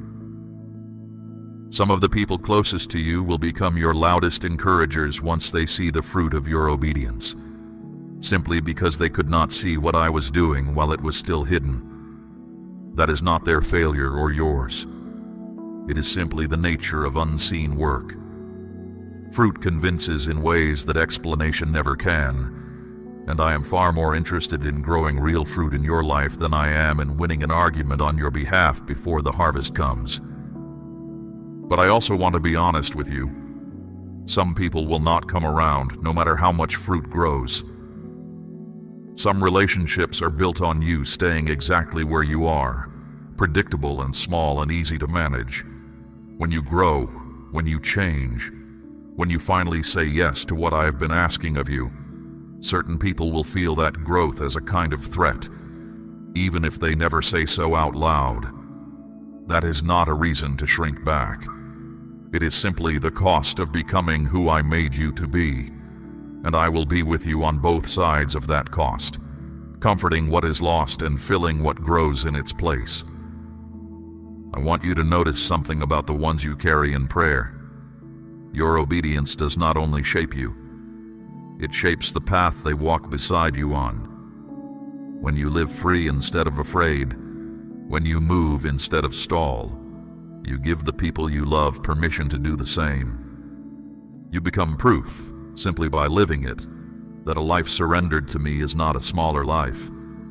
It is a fuller one. What you give them costs you nothing but your willingness to walk forward. Now I want you to hear something important about where you have been. I do not waste anything. Not the hard seasons, not the painful chapters, not the mistakes you have carried like stones in your pocket, not the years that felt like they went in circles. None of it was wasted. None of it was outside my ability to redeem. And none of it was beyond my power to turn into something that serves your story and ultimately serves the purposes I have for you. The years you feel you lost to fear and delay are not outside my redemption. I can take everything that happened in those years, every hesitation, every circling, every almost moment, and weave it into something that adds real depth to your calling instead of leaving it as a gap in your story. The pain you walked through is not disqualifying you from what I have for you. It is quietly qualifying you in ways you cannot yet see, because the people who will need what you carry most are often the ones who need someone who has actually been through something real. Someone who understands from the inside. Someone who has not only heard about the valley but has walked through it. Your history is not a liability. It is part of your equipment. The very things you are most tempted to hide, the seasons you are most embarrassed by, the failures you wish you could erase, those might be the very parts of your story that make what you carry most needed. Broken people do not need a perfect messenger. They need a real one. They need someone who has wrestled, who has doubted and come back, who has fallen and gotten back up, who has been afraid and moved anyway. That is the kind of testimony that changes a life, and that is the kind of story I have been writing in you through everything you have walked through. I want to tell you something about restoration, because it is not the same as starting over. Starting over erases what came before and begins again from nothing. Restoration is different. Restoration takes what was broken and makes it whole again, scars and all, and then uses those very scars as proof of what I can do with a life that was willing to keep trusting me. I am not in the business of pretending your wounds never happened.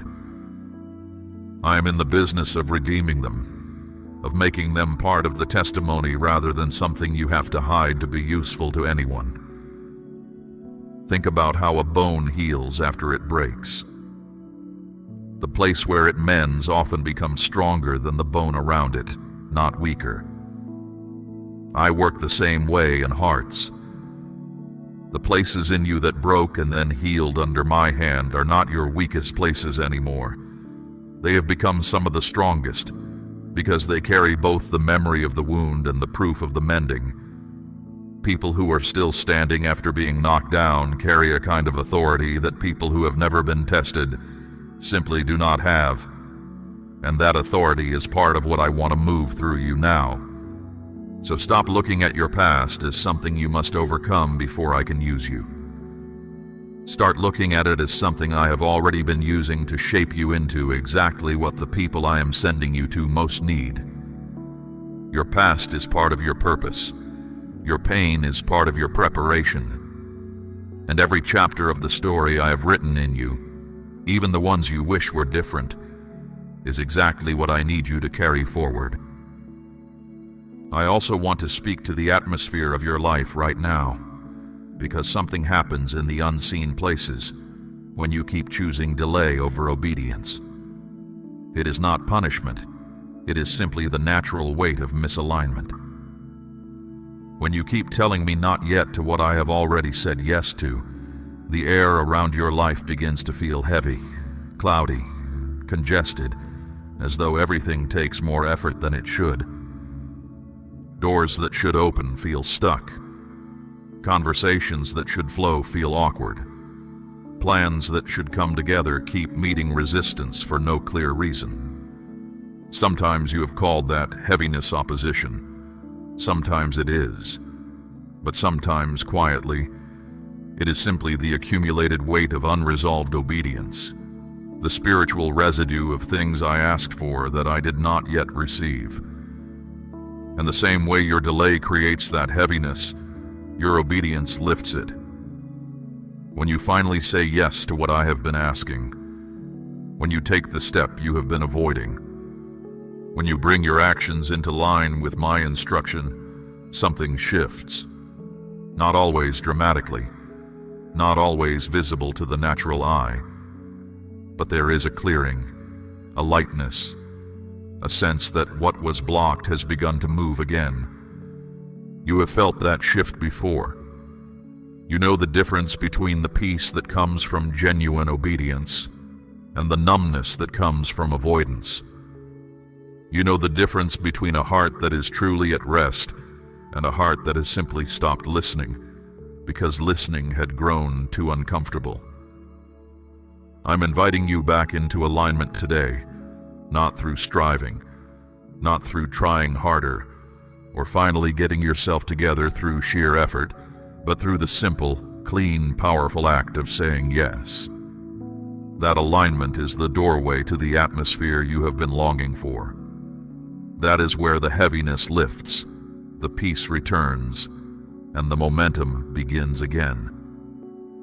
You do not have to manufacture that lightness yourself. It comes naturally, the moment your will lines up with mine. The way light naturally fills a room the instant a door swings open. State, I trust you if you believe this word belongs to your life right now. My child, I want to speak to you now about time in a way you may not have considered before. You know, in your mind, that life is short. You have heard it said many times, and you have nodded along to it. But I wonder if it has truly settled into the deep places of your heart in a way that changes how you make decisions on an ordinary day. There is a difference between knowing something in your head and carrying it as a living truth in your heart. Time is precious, not in a worn-out way, but in a real, practical, urgent way. Every day that passes does not come back.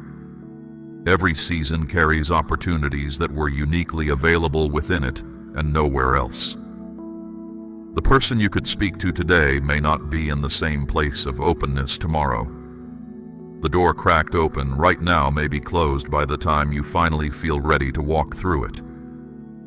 The season of influence you are standing in will not last forever in exactly this shape. I am not trying to frighten you with this truth. I'm trying to wake a holy urgency in you that moves you away from comfortable postponement and toward intentional living. I want you to look at your days differently, holding each one with a kind of grateful attention that says, "This day matters. What I do today carries real weight, and I want to live it with purpose." That does not mean living in anxiety or constant pressure. It means being a good steward of the hours I give you. It means being present to what I am asking of you today, instead of always living for an imagined future that will never arrive in exactly the form you picture it. One of the most freeing things you could ever do is decide to live fully in the present day, not tomorrow's version of yourself, where every fear is gone and every question is answered. Right now, with the faith you currently carry, with the gifts you currently hold, with the courage that is available to you in this very moment if you choose to reach for it, in the life you are actually living, not the one you keep waiting to begin. There is something else I want you to understand about your obedience. It was never only about you. When I place a calling on a life, it is not for that person's benefit alone. It is for everyone that calling was meant to touch. There are people right now, some you have already met, and some you have not yet met, who are waiting for what you carry. There are people stuck in the very place you were stuck before I brought you through it. People sitting in a darkness you have already walked out of. People carrying questions your story already holds the answer to. People who feel entirely alone in something you understand from the inside, because you have lived it. Every day you delay your obedience is another day those people wait without what they need. Another day they remain stuck in something you could help them move through. Another day they feel alone in something you could help them carry. Does that change how you see your hesitation? Sometimes the most powerful reason to obey is not about you at all. Sometimes you need to stop thinking only of your own fear and start thinking about the people standing on the other side of your yes. Your assignment is connected to other people's breakthroughs. Your willingness to step forward creates a path for others to follow behind you. Your obedience is not only personal, it ripples outward in ways you will never be able to fully track or measure, touching the ones you carry in prayer and many you will never even meet. That is exactly why I keep bringing it back to you. I can see what your yes will do in the earth, and I know it is too important to leave sitting on the table.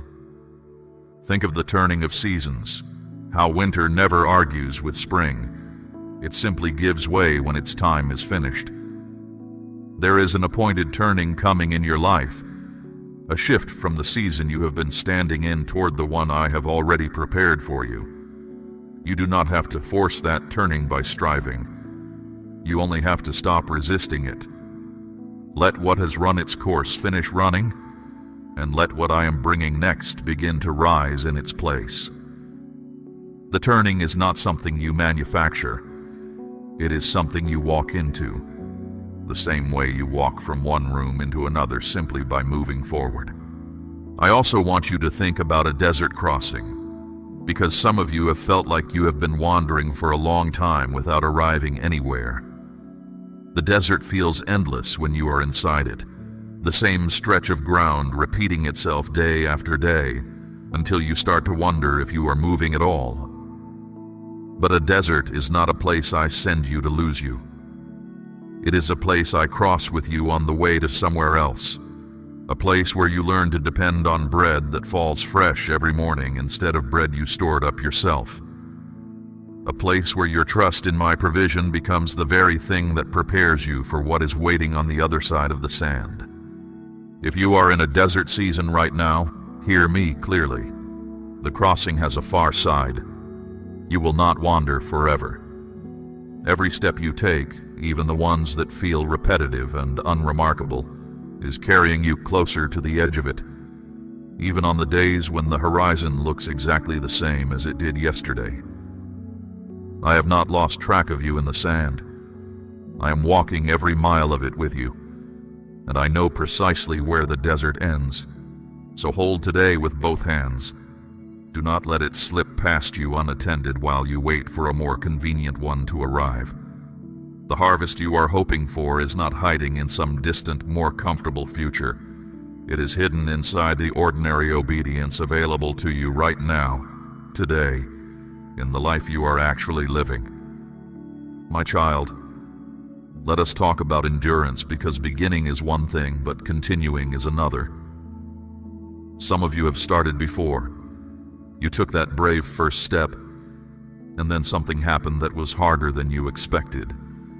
A setback, a disappointment, a moment where it did not work the way you hoped. And that became the moment you pulled back, and the pause became permanent. What was meant to be a momentary regrouping became a full withdrawal. Now you are here again, feeling my invitation rise once more, feeling that familiar stirring, and part of you wants to respond, but another part remembers the last time. And that memory makes saying yes again feel harder than it should. I want to speak to that place in you today. I honor that you tried before, and I honor the courage it took. I was there when it got hard. I saw you stumble, and I am not asking you to pretend it did not hurt. But the setback was not the end of the story. The stumble was not a disqualification. It was part of the journey, teaching you what you needed to know and removing what would have hindered you later. This time is different, not because the circumstances are guaranteed to be easier, but because you are different. You carry more now than you carried the last time you tried. You have been shaped by what you walked through, and that shaping is exactly what this next season needs from you. So do not let the memory of a previous stumble become the reason you never fully try again. Get back up.